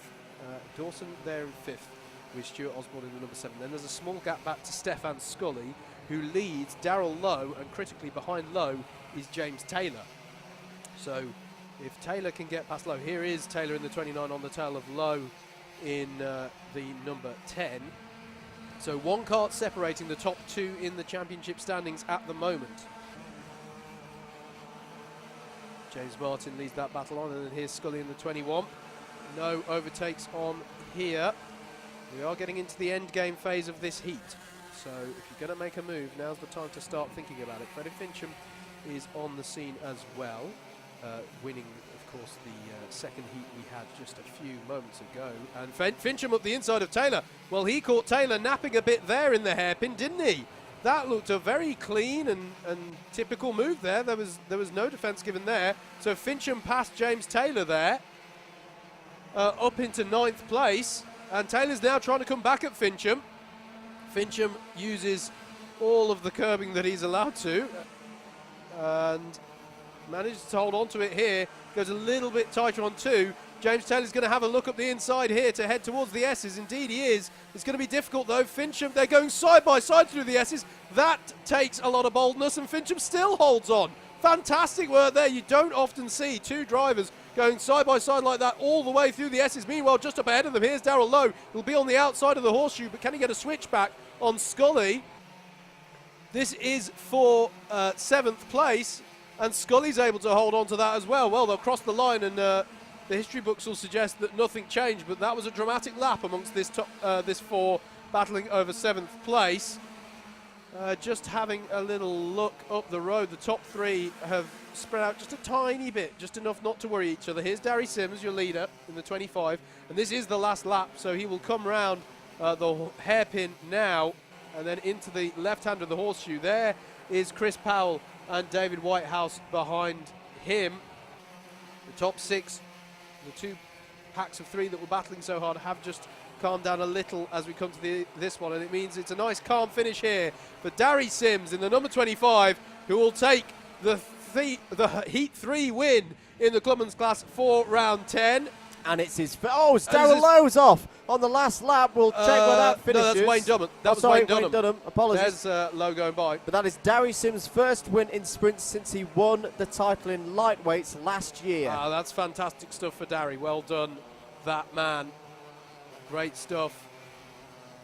Was in the endurances yesterday, wasn't he? He was. And I'm going to say he got second on the podium in Clubman's? Yes, correct. So there you go. My memory's not completely faded. So good heat win there for Darry Sims. Gives himself 25 points in the championship. Chris Powell finished second. David Whitehouse didn't have the best first 2 heats, so he should be happy or happier with third. Might be a slight case of what might have been, because he did have the kind of start that he wanted to try and win this one. But he finished third. James Martin in 4th. Dawson 5th. Stuart Osborne 6th. Then it's Darrell Lowe, James Taylor, Freddie Fincham and Stefan Scully rounding out the top 10. Then Mark Ridout, Luke Hornsby, Paul Jennings, John Watkins, Frankie Hedges, Martin Theodori, Wayne Dunham we saw off at the end of that one, but he classified 17th. Then Keith Evans and Stephen Jennings, who really hasn't had the best day so far, Stephen Jennings. Let's take a look back then over this one. There was David Whitehouse getting to the head of the field. Frankie Hedges very wide there and started to drop back. And then here was Darry Sims, excuse me, with Chris Powell behind, chasing David Whitehouse. Whitehouse here going defensive into the hairpin, and Sims not able to make the move happen there, but then further around the lap, he was able to pull this move on Whitehouse into turn 2. As you can see, a little bit of pod-to-pod contact there. As the battling continued, this was Frankie Hedges and Stefan Scully. James Martin in the number 2 getting involved. And then you had this battle over 4th going on, with the top 3 breaking away slightly. And then Scully started leading a frenetic battle for 7th after he dropped down a little bit from that battle. So there was a battle for the top 3, a battle for 4th down through 6th, and then the pack from 7th downwards. This is the battle between Scully, Lowe, James Taylor, and there was Freddie Fincham pulling a very cheeky move there, I felt, on Taylor. I'm not sure Taylor was really wise to that one. But it was this man, Darry Sims, who took his first heat win in Clubman's since winning lightweights last year. Great victory for him, and another really good race in the Clubman's as we now look to go into our final heat race of the day. Indeed. Because the lightweights and heavyweights, if you're unfamiliar, do not use this same format of racing.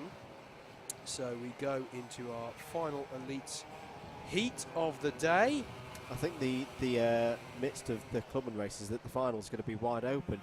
I'm going to look forward towards that one. But here we go then for the final sprint heat for the elites of the day. Peter O'Connor starts this one from pole position alongside Chris Dixon, who was excluded from the last heat. We're looking for a better result in this one. Dan Truman and Peter Harris will form up on row 2. Rob Newman, who's looking very, very good here to just bring this home. He'll have pole position for the final. He starts on row 3 in P5. Stephen Crutchley joins him there in P6. Daz Teal and Dan Healy will start this one from row 4 of the grid. It'll be Jay Elliott and Joe Holmes as we are off and running here at Clay Pigeon for the final heat for the elites. They all dive into turn 1. There's a little bit of jostling. Wide. Dixon has to be put very, very wide there. Restart. Yeah, that's and taking to the grass. 3 carts to the grass. Someone's round there as well. That was not the start we wanted at all. So they will reform back up. That's good because we can read through the grid. It does mean we can read through the grid. Here's Steve Hicks. He went. They just all sort of loaded each other into the first corner. Stephen Crutchley as well is stationary in the S's, so it'll take a little while to form up. So we can go through the grid again, Andrew. Yep, so same grid as we had before. I think a bit of the time will be knocked off for this final heat of the day for the elite sprints. But here we go. On the front row then again, Peter O'Connor and Chris Dixon there first and second. Dan Truman and Peter Harris will be on row 2. Rob Newman and Steve Crutchley will form up on row 3. Daz Teal and Daniel Healy, who had a strong run in the second heat, will form up on row 4. The carts that fell off on that first lap joining the back of the queue now. They'll find their way into position. Row 5, Jay Elliott and Joe Holmes. Joe Holmes has got to have a good race here, I feel. Yep. He needs to have a good one and get a good grid slot in the final. Row 6 is Harry Neal and Ed Bars. Ed Bars has had an up and down day so far. Dave Longman definitely has had an up and down day so far. P3 in the first heat got taken out on turn 1. In the second heat, he'll start this one from P13. Rob Moore is P14. 15th and 16th are Steve Hicks and Tom Dix. And then Jack Bolton and Jack Harding wrap out the 18 carts field. We're ready then for the restart. Second attempt for the elites here in Heat 3. Eyes on the lights. They're red, they're green. We're racing again here at Clay Pigeon. Very even start from the front row. Good start from Dixon, Andrew, though. Yeah. And Rob Newman trying to cut to the inside. Oh, the tyres have gone bouncing. Someone's taken those out on the inside of turn 1, but everyone's through. And it looks like it's O'Connor. That's a big hit for the tyres. Towards the back. And Holmes is off. Holmes is involved in that. Healy is involved in that as well. And Truman, I want to say. Dan Truman. And that's not the first time that those two drivers have been off at that corner. I don't think this is going to be restarted. This could be huge for the championship. It's called good, Andrew. It is called good. And once again, it's all gone to tears for Joe Holmes. Here's Rob Moore battling with the 38 of Stephen Crutchley, who will be very glad of the restart because he actually ended up going round at the S's. But Joe Holmes, Dan Healy and Dan Truman, your spinners there down at the S's, and they're now effectively out of the running for any points worth writing home about, or indeed, more importantly, Andrew, counting in the championship.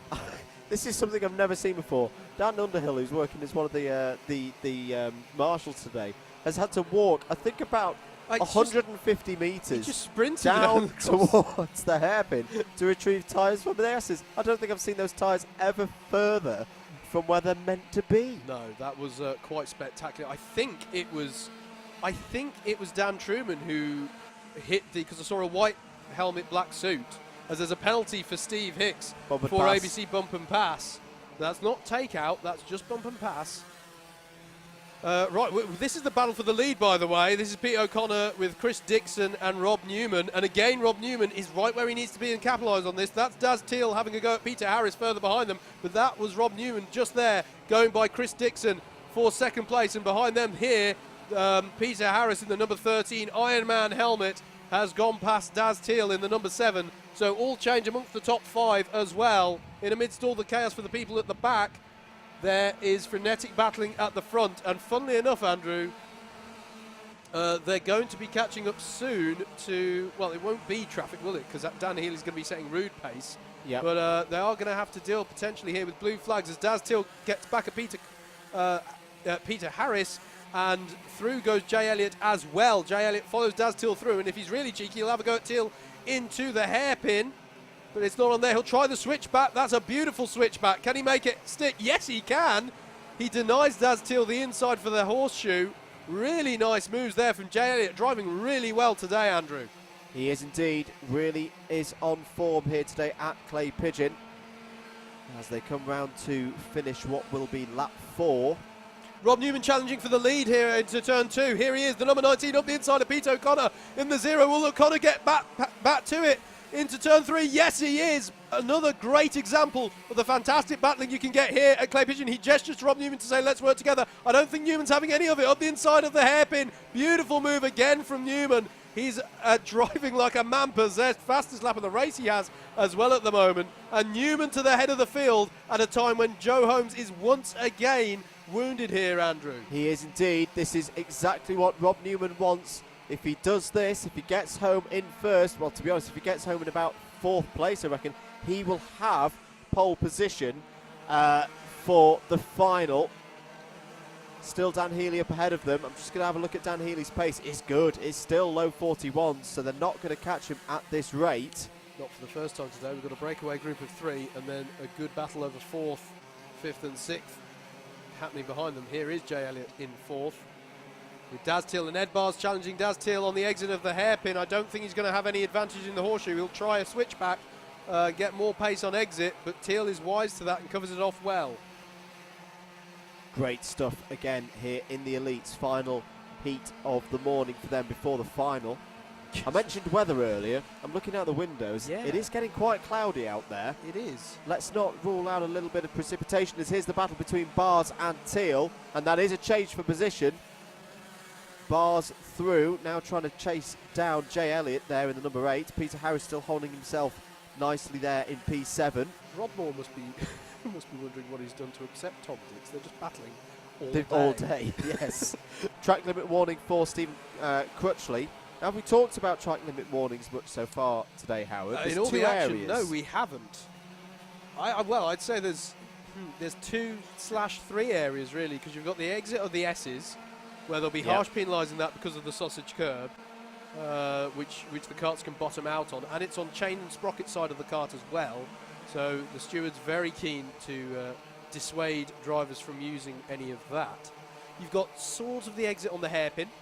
Yep. Because if you can run wide and use a lot of that, but they tend to be a bit more Harding's lenient coming there. through past Harding, Longman. Yeah, absolutely. And Harry Neal's in there as well. Here he is challenging David Longman, but Longman's going to have the inside line. One would have thought he'll hold on to that unless Neal can get a good round the outside. back. We've seen it done.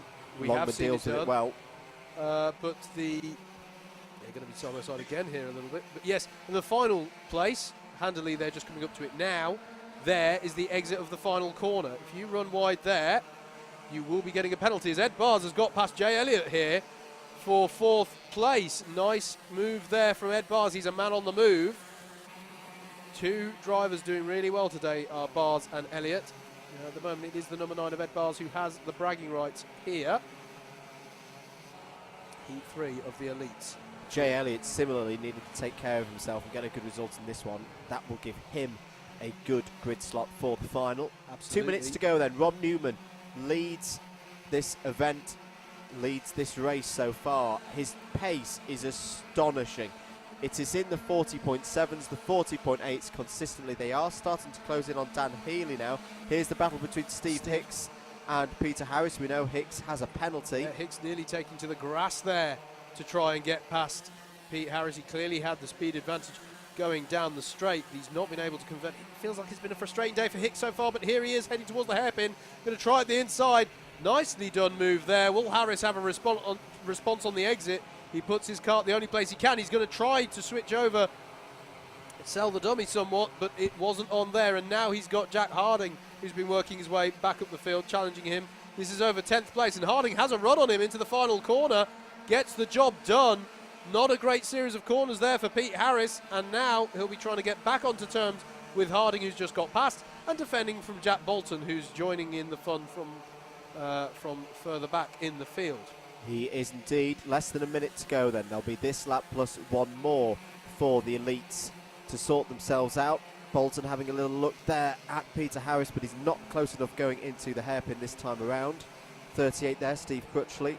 Having a good run today. We've not seen him much so far this season in Elites. Leaders coming around to start the final lap now. We're going to keep with this battle between Bolton and Harris. Oh, we're not. No, we're going to switch to Rob Newman as he goes Tell you, through Bolton the did first get couple the of job corners. done. There it is, and in fact, that's is that Crutchley coming through now as well? He is indeed. Oh, so Crutchley through. Here is your race leader, who is taking another step, another chunk out of Joe Holmes' title championship lead, and he's going to give himself, as long as he can get around these last couple of corners, pole position for the final. Rob Newman, who can stop him here in Elites at the moment? It's going to be another victory for him in the heat. Here he comes round the final corner. He takes the checkered flag. Rob Newman wins it ahead of Peter O'Connor, who'll be very pleased with that. Dan Truman was a lap down. We're looking at this battle. This is the battle between Tom Dix and Steve Hicks, and Harding's in there as well. This is all over about 8th place. Across the line they come. So it was Newman from O'Connor. Chris Dixon, a really good result for him there in P3. I'm just going to check that because that might be a significant one for him. Yes, it is. Chris Dixon gets his first heat podium of the season. 4th place for Ed Bars, 5th place for Jay Elliott, 6th place for Daz Teal, 7th Rob Moore, 8th Tom Dix, 9th Steve Hicks, but we know he has a penalty. 10th place for Jack Harding, 11th for Jack Bolton, 12th Peter Harris, 13th Stephen Crutchley, 14th for Harry Neal, 15th for Dave Longman, 16th for Joe Holmes. This has not been a good morning for the championship leader, Dan Truman in 17th and Dan Healy in 18th. Let's have a look back over it then. Right, this was the full start. No, this was the good start. No, I think that was the false start. Yeah. With Steve Crutchley spinning yes, it out was. here. This was the restart. Chris Dixon was the first person obviously to start from grid 2 today. You can see Longman going over was the one that hit the tyres there on the replay. And then here it is. I think we're going to see it was the 14 of Dan Truman who hit the tyres, and that took himself, Dan Healy and Joe Holmes all out. They all continued, but were well down the order. Battling here, Daz Teal with Jay Elliott. Jay Elliott and Ed Bars came to the fore in this pack eventually. You can see Ed Bars challenging Peter Harris in the background of that shot. Here was the change for the lead. Rob Newman up the inside of Pete O'Connor. O'Connor tried to fight back, but ultimately Newman did get the job done here at the second time of asking. Chris Dixon continued to have a good race and just drove it home to 3rd place. Here was Longman and Harry Neal having a good battle through the hairpin. And then here are the two we were talking about having a good race as well. A good day generally, in fact. Jay Elliott and Ed Bars having a good battle here. But it was Ed Bars on this occasion who took home the most spoils. Steve Hicks did get a penalty early on, but did his best to fight back through and make the best of it there, executing a move on Peter Harris. As you join us back in the Comms Conservatory, it's still very sunny here, even though, well, that end is overcast. No, it's not. It looks sunny in shot, but it's actually quite overcast.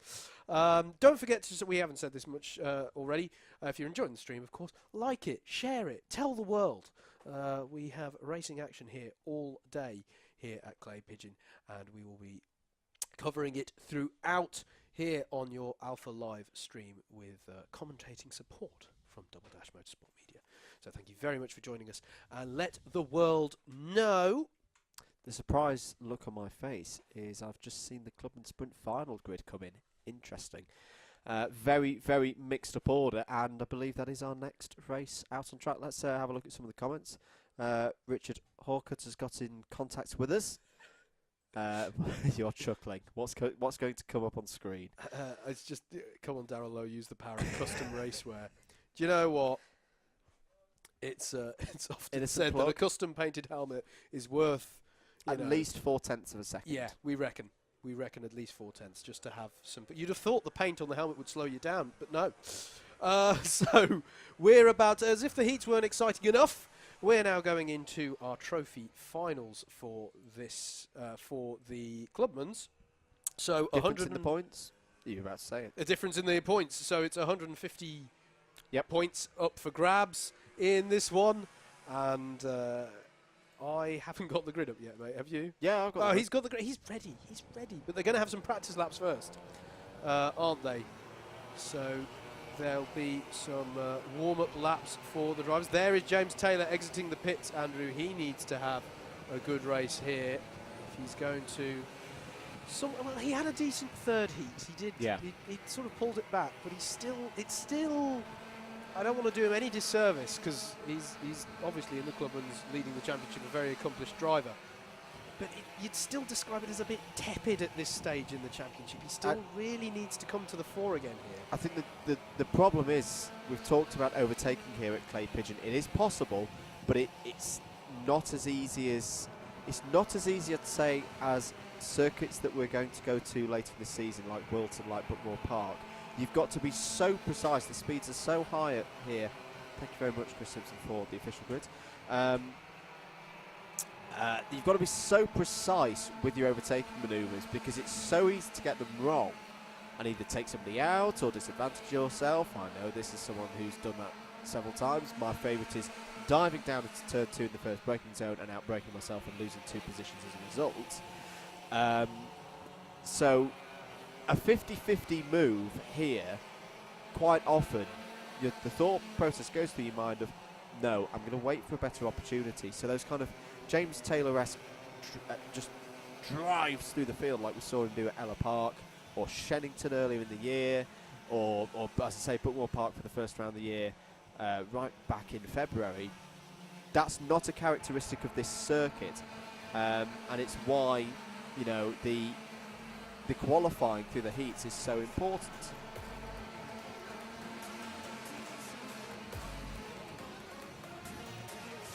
You're watching live coverage of the Club 100 Sprint Championships for 2018. We are here at Clay Pigeon Raceway, round 10 of the championship, and we are heading into our first trophy finals of the day. The Clubman Sprint class up first. 19 runners in this one, fighting out for 150 points in the championship. Just to run you through the championship order before things started today. No, we're not. We're going to go for the grid then for this Clubman Sprint final.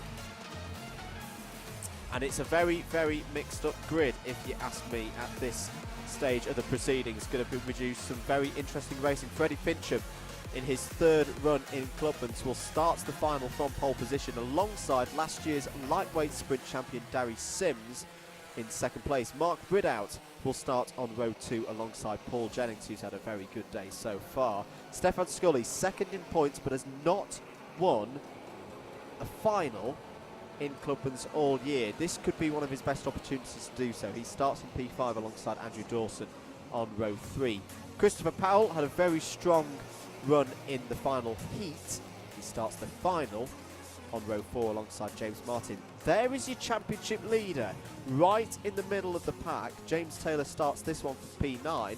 Darrell Lowe starts on 10th on the grid on row 5. Row 6 is Stuart Osborne and Martin Theodoru. Row 7 is David Whitehouse and Luke Hornsby. They've got work to do from there.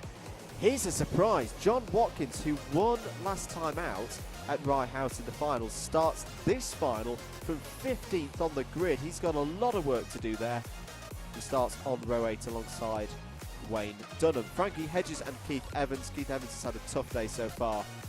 They start on row 9, and then Stephen Jennings, who's had a really torrid day so far, starts on his own on row 10 in 19. Just been told actually Stephen Jennings is not feeling all that well, so he's actually not going to start this one. Okay, right, so 18 starters in this one. For round 10, Clubman Class Sprint Championship for 2018. Sorry mate, did you ask me a question then I blanked you? We were I can't even remember anymore, mate. Change some radio channels. I think we were picking up stuff from the Clay Pigeon shooting range next door. But anyway, we're good for a start here in the Clubman's final. 150 points up for grabs. Freddie Fincham is going to lead them away. Eyes on the lights, a very sedate start here, but eyes on the lights, engine notes rise, and Fincham leads them away. Ridout got a good start from grid 3. You'd have thought he's going to get past Sims here. Indeed he is. Is it going to be clean here, though, into turn 2? A lot of jostling, a bit of rubbing is racing, but they appear to all be through cleanly there. Next one is the S's. Taking to the grass there is Stuart Osborne. But Freddie Fincham is holding on at the front here as they go through the hairpin. Oh, and round goes the 40 of Wayne Dunham. Well, what a start from Freddie Fincham. He absolutely nailed the reaction time on the lights. I reckon he's going to have at least a half-second lead, possibly even more, as they come round lap 1. In terms of championship, I can't see any trouble for the championship contenders. So it is going to be Freddie Fincham leading at the end of lap 1. 3 wide here between Theodoru, Andrew Dawson and Stefan Scully. Andrew, really frenetic battling into lap 2 here. Darrell Lowe's on the scene as well. This is all over, I want to say 7th place. Fifth, sixth sort of portion. James Taylor's in this pack as well.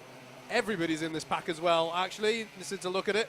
Andrew Dawson there using all the run up, and he's going to try up the inside of Darrell Lowe here. Hedges is off. Yeah, behind them you've got James Taylor and Chris Powell battling it out.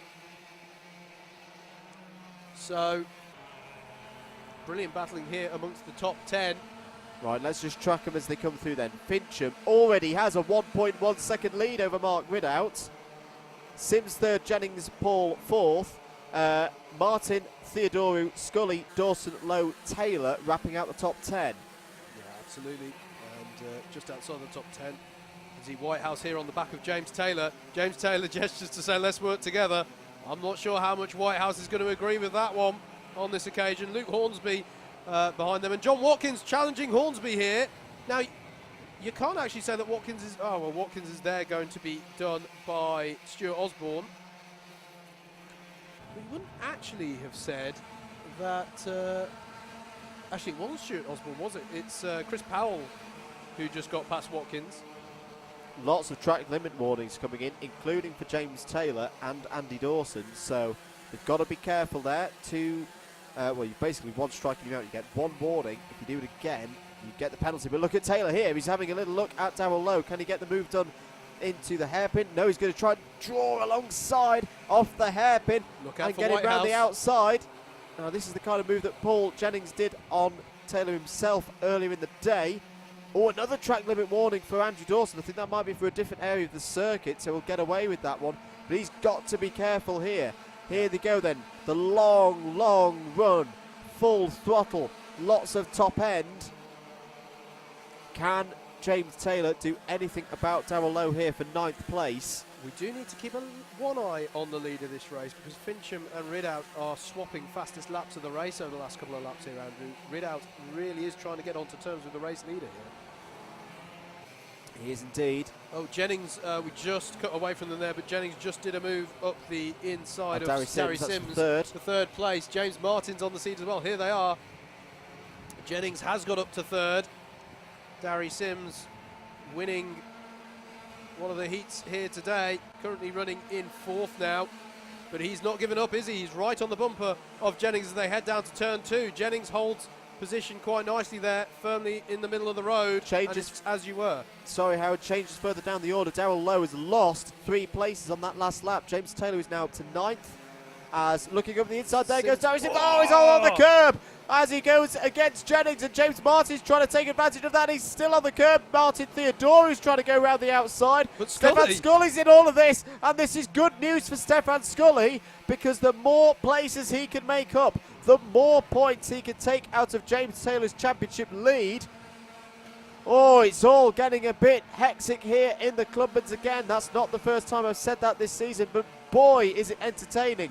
James Martin now has 3rd. Paul Jennings 4th there in the yellow helmet. Stefan Scully's having a little look inside Darry Sims. Darry Sims fights back. That's why he won lightweight sprint championship last year. This kind of tenacity of Darry Sims. In this kind of racing, he clearly hasn't lost any of the form. And another track limit one. And was that... Hang on a minute. Let's just check the timing. I thought I saw a penalty there for a bump and pass on, of all drivers, it's James Taylor. Not come up. There's a track limit warning came through for James Taylor. No, there it is. Now showing for James Taylor. ABC bump and pass. And it's for a bump and pass on Darrell Lowe. So that must have been a couple of laps ago. Oh, more drama here in the Clubmans. This is just building to a crescendo. This title is going to go to Wilton Mill, and it probably is going to go to Buckmore Park now as well at the end of the season. Sorry Andrew, Stefan Scully there in the number 21. He sits 2nd in the championship, and the man leading the championship then has just been handed a penalty of, what do we want to say, 4 places? Yep. That's going to be costly for James Taylor, who is already sat further down the road than Scully, as we continue to watch this incredible pack fighting over third place. That was just a kart tester there. There was Joey Richardson there in one of the tester karts, so don't worry, that wasn't someone going off wide. That was him dutifully getting out the way of this incredible race as Scully has a look at Darry Sims in the hairpin, and he's going to get the job done, is he? Sims went very wide there. Andrew Dawson's come through, and even Martin Theodorou is having a look at Sims now. He'll feel a little worse for wear after that one. Now, Scully does need to be careful not to pick up a penalty himself in all this battling, of course. Doesn't look like he's going to take the win. I mean, how remarkable would it be if Stefan Scully was to go through the whole season and never win? Oh, and James Martin wide there. Paul Jennings got up the inside, but just nerfed James Martin wide. He's frustrated about that one, and he immediately loses 3 places. Scully now smells blood and goes for Paul Jennings. That would be for third place, which, to be honest with you, looks as good as he can hope for, because the pace of Finchem and Ridout at the head of this field is something else. And there's a penalty. It's third anyway. It's third anyway now for Stefan Scully. All he has to do is just sit there. I don't think he will, though. He'll go for the move. Here they come down the pit straight. He's got to, really, from the pressure from Dawson from behind. He's got to get this position on track. But nothing on there into turn 2. Will he have any run on him into? There's James Taylor at the back of this pack now with David Whitehouse on here. Stays as you were, but this has suddenly become something like a 8-9 kart string over 4th place here. It just seems to happen here today, doesn't it? With this battle over 4th place. James Taylor has gone in amongst this as well. 3rd place, excuse me. Darry Sims up the inside of Martin Theodorou. Taylor's tried to follow. Round the outside of Theodorou. Dave Whitehouse is in there as well. Almost went 3 abreast into the final corner. Why not? It's the Clubmans at Club 100. Paul Jennings defending hard here from Scully at the front of this pack. Just flashed through shot there. Scully's going to have the inside run here into the S's. Can he get the move done? Oh, there's a little bit of contact there. Pod to pod between Jennings and Scully. That's going to offer the opportunity to Andy Dawson and James Martin. Can they make the move into the hairpin? Deep on the brakes, but they all stay as they are. And the second pack of behind them is now joining this. This is the Sims, Theodorou, Taylor, Whitehouse group. Luke Hornsby and John Watkins also joining onto the back of this. This is essentially, Andrew, the entire rest of the field is now battling over 3rd place, all the way down to 15th place. Those who have had issues, Keith Evans, Wayne Dunham and Frankie Hedges. Oh, Jennings has spun, and he's off down at turn 2. I didn't know whether there was contact. Dawson's managed to get up the inside of Stefan Scully, so Scully actually has no net gain there. And there is Paul Jennings after having such a good set of heats. It's all gone wrong in the final. But look at this. Scully back at Dawson at the hairpin, though. He's managed to hold on to the 3rd place, which he did have anyway, bear in mind. Paul Jennings had a penalty to be applied, but now it is confirmed and there's nobody to overtake left for Scully. He's up to 3rd place. As we go into the final minute of this trophy final, Freddie Finchem and Mark Ridout are at the head of this field. They've basically held a constant gap. I mean, there's only 3.5 It's not a constant gap anymore. Ridout's right on the back of Finchem here. We need to have a look at this. They're going through the hairpin now. Finchem has allowed Ridout to catch up to him here, or Ridout hasn't given him much choice. He's just been setting a rude level of pace here. Here they are. This is your battle for the lead, and there is another lap to go here. It's not going to finish this time around, so that's to be kept an eye on. And then we pan back, because further back, this, going through the horseshoe, is still the battle for third. The battle for third, which is involving everybody. There's Darry Sims and James Taylor battling. Will Taylor have a run up the inside of Sims in the last corner? Yes, he will. Sims has to go wide. Almost takes to the pit lane, does Darry Sims. That could also be expensive if that's just to be Taylor's fault, by the way. David Whitehouse sticking with James Taylor here. We are on the last lap. Leaders going through the hairpin now. Frankie Hedges currently leads this one, as he has done throughout. He's had a great day here. Coming round the last few corners now is Freddie Finchem with Ridout in tow. Really worried for James Taylor. I reckon Stefan Scully's going to have the lead of the championship after this race as the drivers head away this afternoon. But look at this. Freddie Finchem wins for the first time in the Clubman Final. What a set of races by this young man. What a drive. He held off immense pressure from Mark Ridout right at the end. But Stefan Scully is the big mover in the championship today. He finishes third, but he won't care it's not a win because his championship rivals are a long way down the road. Andy Dawson finishes in fourth. James Martin in fifth. Martin Theodorou did really well to hold it there in sixth. James Taylor is classified seventh, but we know he has a penalty. Eighth is Dave Whitehouse. Ninth is Luke Hornsby. 10th is winner last time out John Watkins. 11th was Chris Powell. 12th was Darrell Lowe. 13th was Stuart Osborne. 14th was Keith Evans. 15th Wayne Dunham. 16th Frankie Hedges. What a shame for Darry Sims. It was not his final. He, in the end, pulled into the pits and is classified 17th. And Paul Jennings as well. Great heats, not a great final. He's classified in 18th. Let's have a look back then over a dramatic trophy final, Andrew. I have to say, Freddie Fincham, I think, could credit that win to the immense start he had. He got the hole shot and was clear into the first braking zone. Here was the battle between Luke Hornsby and John Watkins. John Watkins just couldn't find his way through the order. James Taylor, this was a crucial battle. A penalty for contact with Darrell Lowe is going to cost him, I'm afraid. This was Darry Sims down the inside of Paul Jennings. This is where this battle for third place really started, with everybody involved. Here was Theodorou and Sims fighting with James Taylor and David Whitehouse just behind them. Andy Dawson and James Martin have been in the mix throughout the day. Good result for them, 4th and 5th in the end. And there was the spin for Paul Jennings, which ruled out the third place. I mean, he already had a penalty anyway. It looked to me like there was actually some contact there with Scully. I agree, yeah. But it was just a slight overcorrection from Jennings that put him into the spin. Yep. Chris Powell, he's had a decent day, but Freddie Fincham takes his debut win in the Clubman class, and it's taken him 3 events to do it. And 3 events to take that first win in Club is very, very impressive. And hello to Piers Pryor, because I know he's been watching from Loughborough University. Yes, I agree. Freddie looks in very good form heading into the BUKC later this autumn. Absolutely. Just a few, we're about a month and a half away, aren't we, from the start of the BUKC season. And I have to say, one may have, how do I put this? One may have questioned the decision for Fincham to move up to Clubman. Yes. When it happened. Sitting, he was in 10th. Oh, he He's wasn't a little bit 6th, higher. sorry. He's now registered.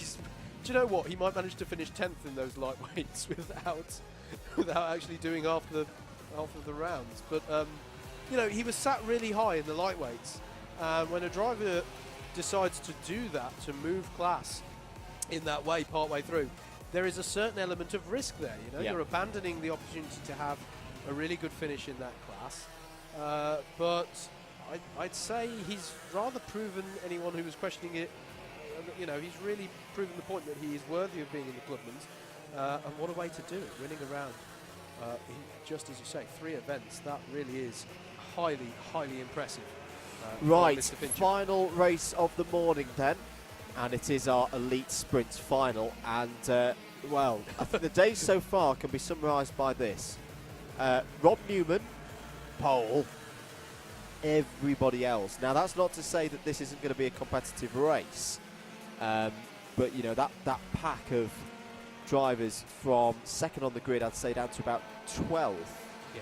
That's going to be a ferocious battle. I mean, they're already battling I'm just in practice. looking outside our commentary conservatory box window. They're already fighting in practice, but tell you what else I can see on the window, confirm if I'm not going crackers, Howard, is that spots of rain I can see on the comms box window. Very, very slight. Where are we looking, mate? Just here? Yeah, do you know what? I'll get on board with that. I'd agree. Very, very light spots of rain. I'm just looking around the paddock for any signs of people. It's not anywhere it's not near really the heavy level enough. No. to properly wet the track and see the time stumble, but I am balcony- going to pull up my trusty weather radar I up would do, here. mate. The balcony of the clubhouse, of course. Wind's gone up. Wind has gone up. I mean, we were sort of decked out for high temperatures in the box, and it's actually a bit chilly. Let's go through the grid, though, for this, your Elite Final. So, hear this. Rob Newman gets the pole position for this one. by some 10 points advantage over the Heat. That is what we mean when we say he has had a really, really impressive day here. Pete O'Connor will start alongside him. He's got the 0 plate on today. Jay Elliott, we mentioned he had a really good day when he needs it.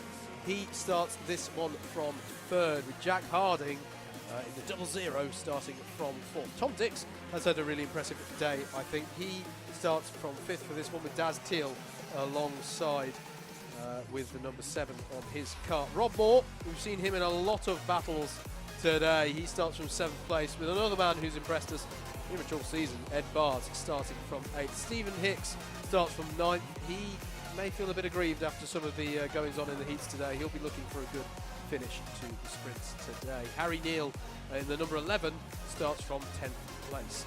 David Longman starts this one from 11th, and then in 12th place is championship leader Joe Holmes in a race where his biggest rival is starting from pole. He really needs to move up the field here. Dan Truman starts from 13th. Pete Harris with his Ironman tribute helmet starts from 14th. Jack Bolton will start this one from 15th with Stephen Crutchley alongside on the 8th row of the grid. And then on the 9th row is Dan Healy, who was involved in the incident, of course, in that last heat at the S's. And then Chris Dixon starts this one from the back, which surprises. Has Chris Dixon had some form? Yeah, he got disqualified from one of the runs. Okay, that makes sense. So Chris Dixon rounds out the 18-car field. You said today could be summarised by Rob Newman, Andrew. I feel like today can, in both of these top 2 tiers of the sprints, be summed up by championship leaders not having the day they needed if they want to hold on to this one. Going into the last 2 rounds, it really has been maybe not quite as bad for James Taylor, but Joe Holmes really hasn't had a great day at the races. You've got to think that that's playing on him somewhat psychologically here. He hasn't had, he's had 2 incidents, is it, and a penalty. Yep. I've got a question for our lovely viewers at home. If any of you are in Cardiff, can you let me know if you've got any rain? There are some showers, but they are northwest of the circuit, kind of coming across the Bristol Channel. I don't think they're going to hit us. I don't think they're strong enough, but I'm just going to put the question out there. If anyone in kind of Cardiff, Exmoor National Park area, if any of you got rain, let us know.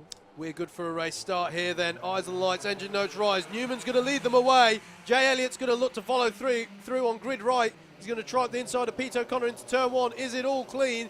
Going 3 abreast as they always do. Heading into the S's, they'll all have to sort themselves out. Jay Elliott's going to have a dodgy line through there. He's going to be vulnerable on the back straights, all allowing Rob Newman to have the dream start here. Elliott has to go defensive. Steve Hicks there ends up wide. And they go 4 abreast heading towards the horseshoe. Under the grass goes Steve Hicks, and Rob Moore dipped a couple of wheels on the grass as well. There is a point where they can't go any more running side by side. They will simply run out of width of the circuit as they all work their way through. Nobody, though, Andrew, has come to a stop on that one, crucially. Everybody lives to fight for another few laps. I'm going to call it now. This race is over. Rob Newman has got a 1.4 second lead after lap 1. Yeah. He's gone. He's just gone. And this, I've seen him do this so many times before. Peter Connor, and there's all kinds of scrapping on the Steve Hicks, yeah. The weird noises I was making on lap 1. Steve Crutchley's front axle was up in the air coming through the S's. That was very, very close to being quite a nasty start. But Rob Newman is gone. He's already pulled out half a tenth over Jay Elliott in the first sector. He's just set a purple sector 2. In current form, I can't see, unless they really work together, I can't see Rob Newman being caught here. You cannot say that Joe Holmes is not trying, though, Andrew. Number of places made up on lap 1 for Joe Holmes, 7 places up to 5th. But he's just got a penalty. He's got a bump and pass penalty, and I think that was down at the hairpin for contact on lap 1 with Dave Longman, who's the number 20. This has not been a good day for the reigning champion and the championship leader. No, absolutely not. Pete O'Connor and Steve Hicks still battling. That's what I'm going to do now. That's his brother. Yeah. To keep up with the action, I'm now just going to amalgamate everybody's names involved in a battle into one name, and you can work it out for yourselves. Anyway, here's Chris Dixon challenging Steve Crutchley. This is further down the order. That's the 15 challenging the 38. Oh, and Crutchley moves across there. Daz Teal isn't happy about something further ahead there in the number 7. It's ill-advised to take both hands off the wheel, but he felt like doing so there. Pete Harris here having Harry Neal and Jack Bolton trying to go through. That surely put Bolton a little bit out on the sausage curb, but he's been able to hold in. And now Ed Bars is going past Pete Harris. Pete Harris is getting mugged. And look at this as well. The number 5 of Dan Healy goes by as well. Oh, I feel bad for every time we look at Peter Harris. He's going down the order. I feel maybe our cameras are cursed for him today. He's now got Daz Teal on his tail as well. But it was a frantic lap there. Newman just took 0.3 of a second out of Jay Elliott. The lead is now 1.685 seconds. But look at the job that Tom Dix is doing there in 3rd place at the moment. Here we're looking at Peter O'Connor and Rob Moore. And Rob Moore being challenged there for 5th place. There's a little pod-to-pod contact. Steve Hicks is going to nick through as well. There's a little hand there from Rob Moore. Just ahead of these guys, by the way, Joe Holmes is battling with Jack Harding, and he's just got past, actually. I think Harding had got past Holmes during this lap. So the timing will show no change of position, but there was a bit of battling there. And there's a little bit of a gesture and agreement there from Jack Harding. They're going to work together, I think, to get back onto terms with Tom Dix, who's got a little bit of breathing space for 3rd place. Meanwhile, Hicks and O'Connor still going. And O'Connor takes to the grass, going onto the back straight. I'm not sure if we just caught that on the cameras, but O'Connor having to go cross country there through the S's. He's run deep, and Steve Hicks is going to try and go around the outside. Rob Moore's in the inside there in the yellow Dayglow helmet. There's a more bit of pod-to-pod contact between Moore and Hicks. Hicks is not having any of it, though. Dave Longman's there as well in P9. There's a track limit warning. He did try and go lawn. He was trying to become a lawnmower. I suppose that's fair. You could just see flashing through shot there still Jack Harding challenging Joe Holmes. But remember, Holmes has a penalty. This is a track limit warning for the number 11 of Harry Neal as well, who's currently running in 10th place. And Peter Harris gets one as well. Currently running 14th. The lead is now 2 seconds. It's just, it's so impressive what Rotten Newman is doing here today. And we said right at the time, it's nice when we're proved right on something, isn't it? And we said he was one to watch today. But what one couldn't have foreseen, thus far at least, is the misfortune that Joe Holmes would have as well. Correct. That's the story here. And right now he's got misfortune in the sense of Jack Harding right on his bumper here. They have acknowledged, though, I think, that they are working together somewhat to get onto terms with Tom Dix in the 26 there, which is no small feat because Tom Dix's pace is very, very impressive at the moment. But they edged out a couple of tenths on that last lap. So working together well here is Holmes and Harding. Harding in the 00 there with the Tony Kart suit. And then there's Peter Connor. Other lawnmowers are available. Behind them, still battling with Steve Hicks and Rob Moore, as it feels like it's been forever in this race. There's your leader, Rob Newman, and then there's Jay Elliott. There's Tom Dix, and then Holmes and Harding, and then everybody else. Basically, there is a slight gap there. There's Chris Dixon leading the battle pack from 14th downwards. So first, second and third have a little bit of breathing space. And then there is all the way down from 6th to 13th, people separated by less than half a second. Really, really tight battling as ever. We've got to start looking at this battle over third, haven't we? Because they are beginning to catch on to the back of Tom Dix here, are Joe Holmes and Jack Harding. Damage limitation for Joe. Oh, was that Joe Holmes hitting the tyres there? There was the tyres on the right-hand part of the S's got hit there. I couldn't quite tell if it was Tom Dix or Joe Holmes as they went through. Either way, Holmes now on the back of Tom Dix, although gets a little bit out of shape into the horseshoe. Now, the question here is, when does Harding stop working? And it was Tom Dix, I think, who hit those tyres. He gets the track limit warning, or maybe that's for another part of the track. Now, here's the part where do you stop working together? Because you're sort of caught up now with Tom Dix. I reckon one more lap of them reeling him in, and it's going to be a three-car straight battle for third place. It depends how big the prize is. If you can blast past Tom Dix, you could potentially catch Jay Elliott there in second. Or maybe you want to get Tom Dix up to Jay Elliott in second place. But knowing Joe Holmes, he's going to make the move very, very soon. If he's going to do so, he's already going this way and that. And he's going to pull alongside Tom Dix here as they go over start finish. Can he get the run down and do the move into turn 2?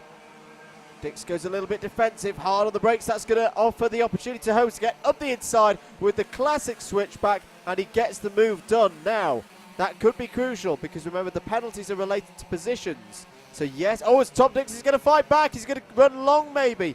No, he's not. Brilliant move by Tom Dix. Harding is there as well. Track limit warning for Steve Hicks. Well, what a brave manoeuvre that was by Tom Dix. Deep on the brakes. I thought he was going to overshoot, but he controlled it brilliantly, and he's back into third place. Absolutely. I tell you what, I just checked because I thought it'd been a while since we've seen Tom Dix in this series. Hasn't raced in this since Rye House round 3 in April. Yep. So great return back to action in the elites here for Tom Dix, as he currently holds on to third place and is looking set for a bit of silverware at the end of this. If he can just hold on. Peter there is O'Connor. no just about it, because O'Connor's joined in now, managed to catch up to the back of Harding. 1 minute 20 to go. So by my calculations, there'll be this lap plus 2 more. Newman coming around the final corner, the leader, but we're going to keep it this. Oh, there was a bump there. There was a bit of a bump by Joe Holmes on Tom Dix through the braking zone. Harding's going to have the run as well. O'Connor might give him a bit of a bump draft. No, he's just going to hold position for now. I thought there was a little bump there. There was a little jolt from the rear of Tom Dix's kart. Holmes did have a good run through the penultimate corner. He did. And up the inside, there goes Harding. Bit of pod-to-pod contact. And I think he's got the move done. Yes, he has. And now Peter O'Connor's going to try and go around the outside. And there is a penalty. I thought that would come. I'm going to be honest. I thought that would come. That is a bump and pass penalty. And that is now 2 penalties for Joe Holmes. This has not been a day to write home about for the reigning champ.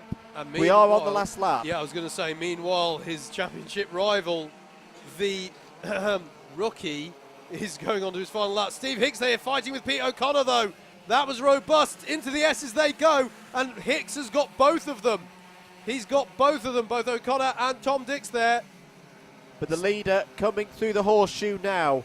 What a dominant day this has been for Rob Newman. I was speaking to a couple of people in the pits, wondering how this championship was going to go and that this could be a big day. It is a big day. Rob Newman comes around the final corner. It's a hat-trick of victories for Rob Newman in the Club 100 elite class. He takes his 4th final victory of the year, his 3rd in a row. It's not the championship lead tonight, but it's going down to Wilton Mill, and at this rate it will go down to Buckmore Park as well. Rob Newman is your winner. Jay Elliott takes his best finish since Shennington there in 2nd place.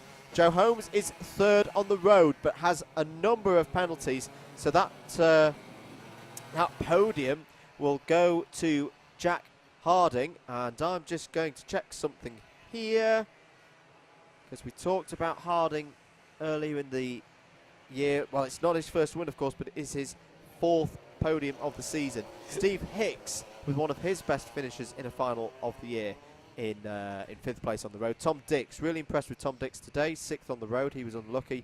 Peter O'Connor ran well as well in 7th place. Rob Moore should be pleased with that result. 2nd highest rookie elite of the day in 8th. Harry Neal 9th. Dave Longman 10th. Unlucky today was Longman. 11th Jack Bolton, 12th Ed Bars, 13th Dan Healy, 14th Chris Dixon, 15th Dan Truman, 16th Darren Teal, 17th Stephen Crutchley, and 18th Peter Harris. The producer's just come over in my ear and just gone, there is a lot of replays, and well, there might be. Here we go then, this was the race start. Tom Dix got a really good run here, but it was all about Newman at this early stage. As everyone bunched up, you just saw the 38 pop its wheels up there. This race was won on lap 1. with the Sterling start. Now, this was a bit of a mess into the hairpin. There you see the bumping from the number 1 on the number 20. That's what the first penalty for the number 1 was. I think we all had our hearts in our mouths at that point there, as we saw Peter Harris, who had some really good battles earlier in the race, getting overtaken there by Harry Neal. The rest of them filing through. There's Ed Barr's pass on the grass a little bit there on Peter Harris.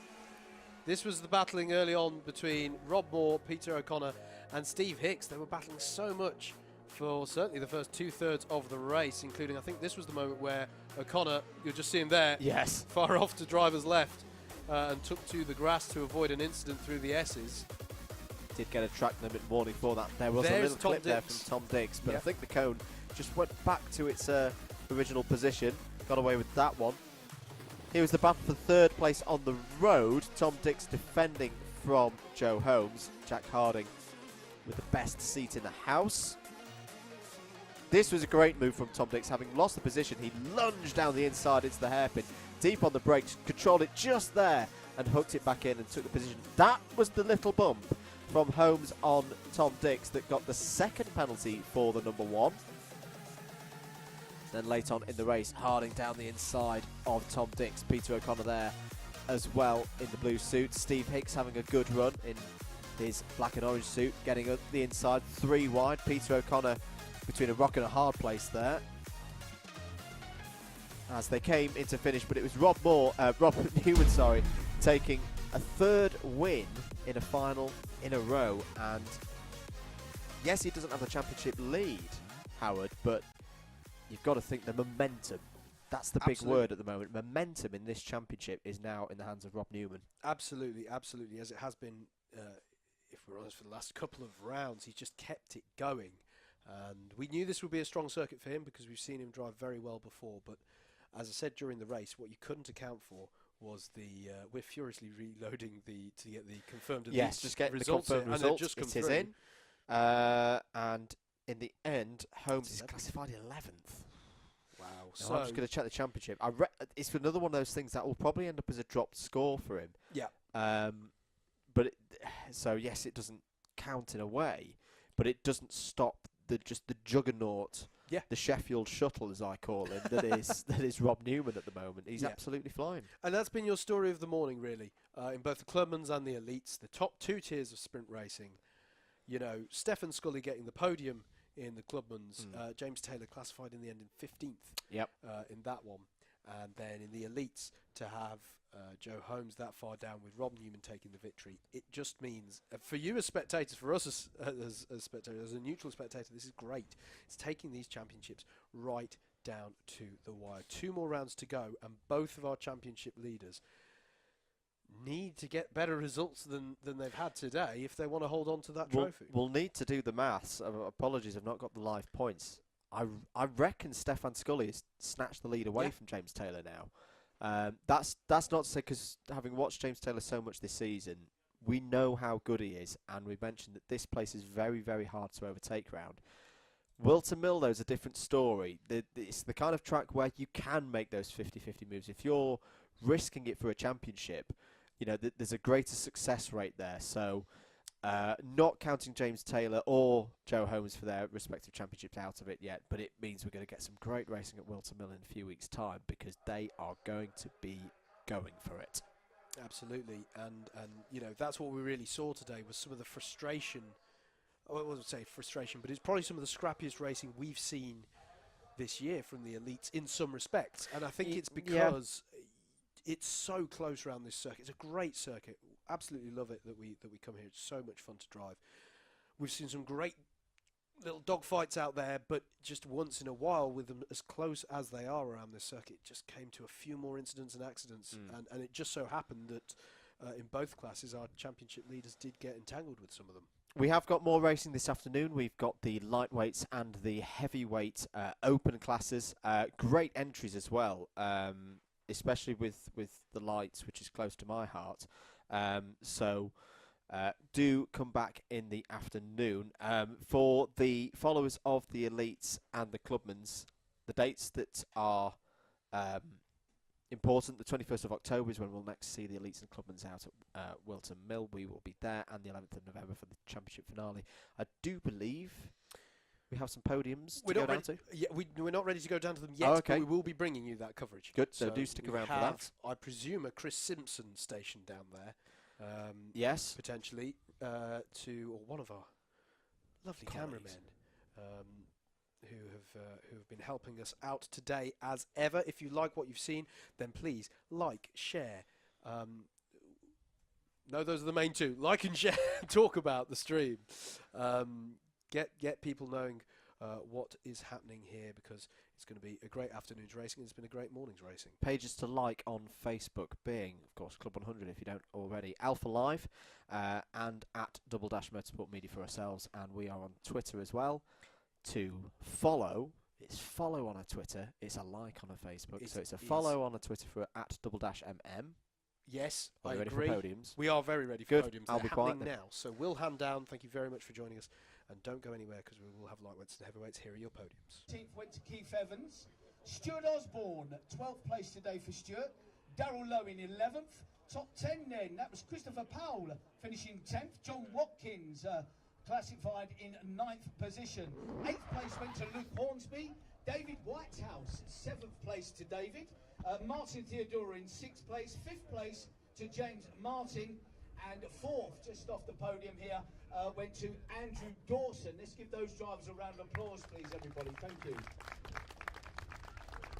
So our top 3 in the Clubmans are as follows. 3rd place today, going to driver number 21, Stephen Scully.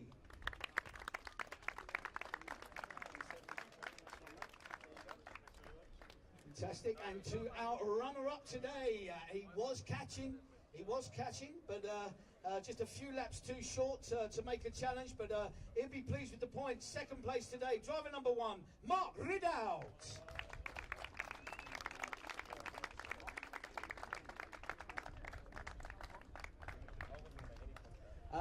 But here's this one then.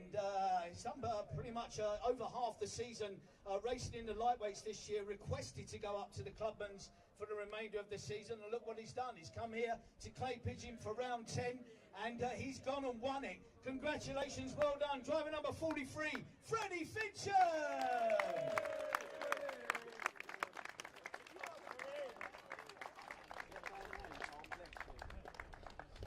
Bless him, he's got a bad hand. Aww. Oh.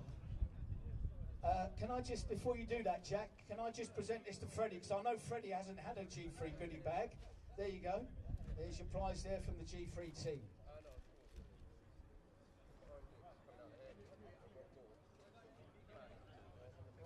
That's wonderful. Another round of applause. Our top 3 Clubman drivers. Well done, well done. Oh, I'll just get myself set up for the elite podium. Here we go.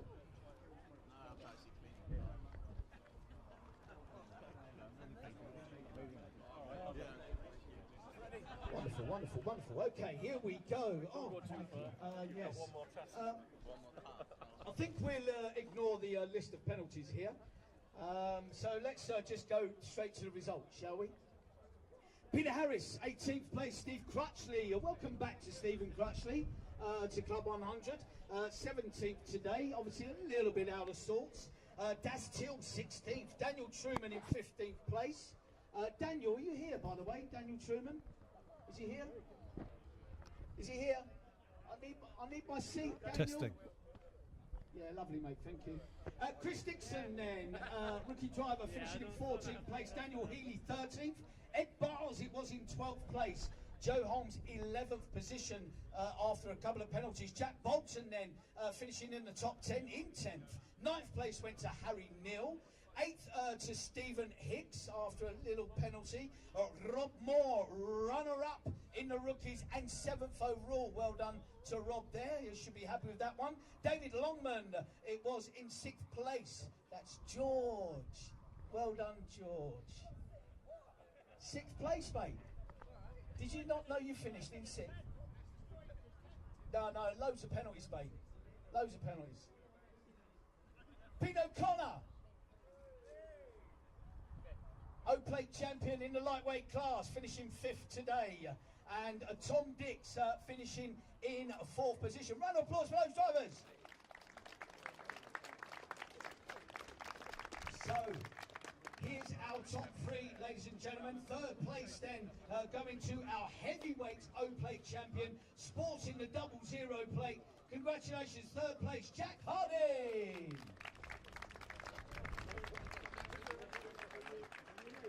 Well done.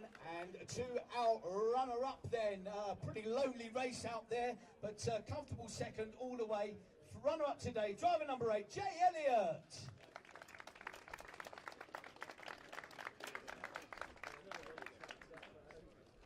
And to our winner though, and he won at Rye House in my absence, I believe, did he? Did he? He did, didn't he? Absolutely. So congratulations, winning round number 10, picking up the highest finishing rookie trophy, as he has done pretty much all year, and winning it outright today. Driver number 19, Rob Newman.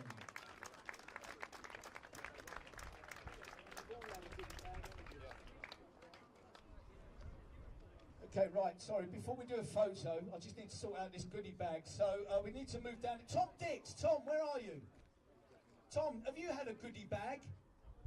Tom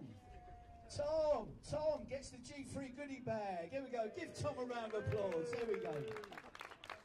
All right. I need a photo with the bag as well. We'll get that after. Tom, come back here. I need a photo with you with the bag. Let's get the top 3 first, because you didn't finish in the top 3. We'll put you on. Yeah, you want him as well? Yeah, go on. Yeah, go on, Tom. Join the gang. Yeah. You're allowed to stand on this metal bit.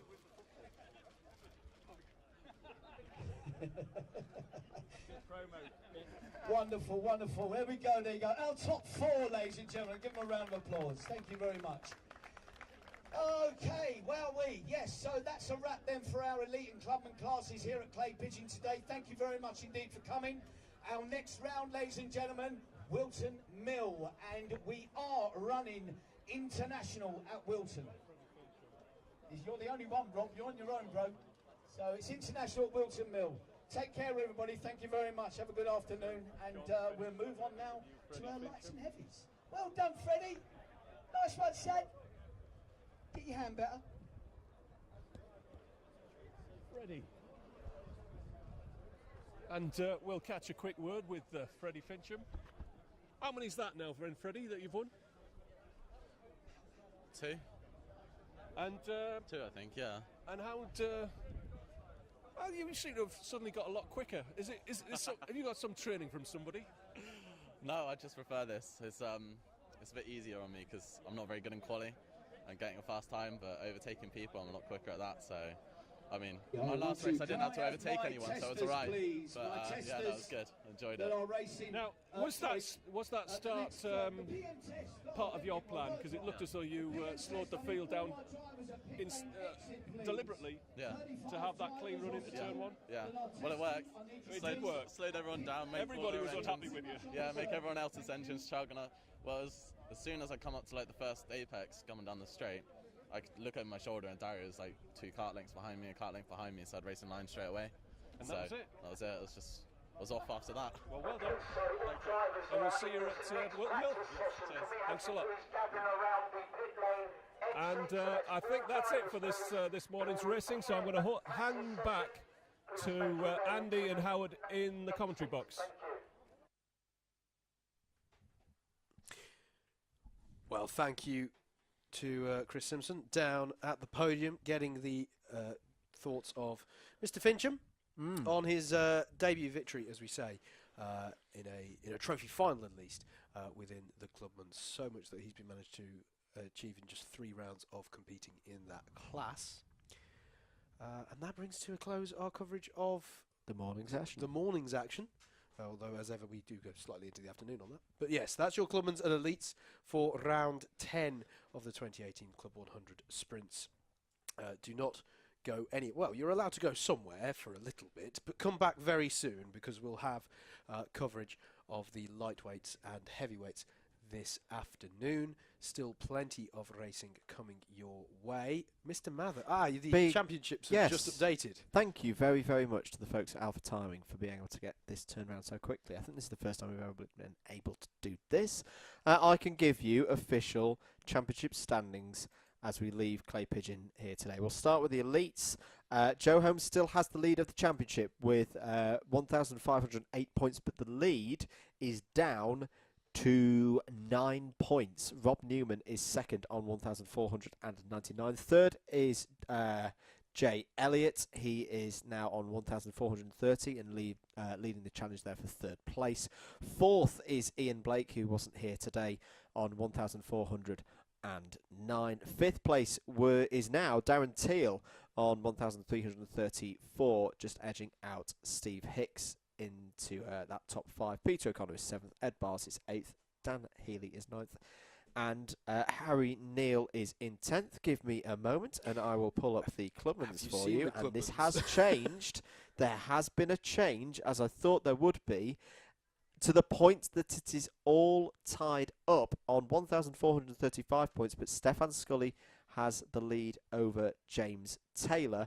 John Watkins now third on 1,389. To be honest, I think that's a little bit too far for Watkins to be able to pull that in. James Martin is fourth, Mark Ridout is fifth, Martin Theodorou sixth, Darrell Lowe seventh, Andy Dawson eighth, Dave Whitehouse ninth, and Luke Hornsby in 10th. So that is how they stand, leaving Clay Pigeon today. We are next with them at Wilton Mill on the 21st of October. So that's everything done for the elites and the Clubmans. My name's been Andrew Mather. He's been Howard Mitchell. We've been Double Dash Motorsport Media. This has been an Alpha Live production for Club 100 Racing Limited. Do come back in the afternoon for the lights and the heavies. But until then, have a good lunchtime and we'll see you in a bit. Thank you very much for joining us.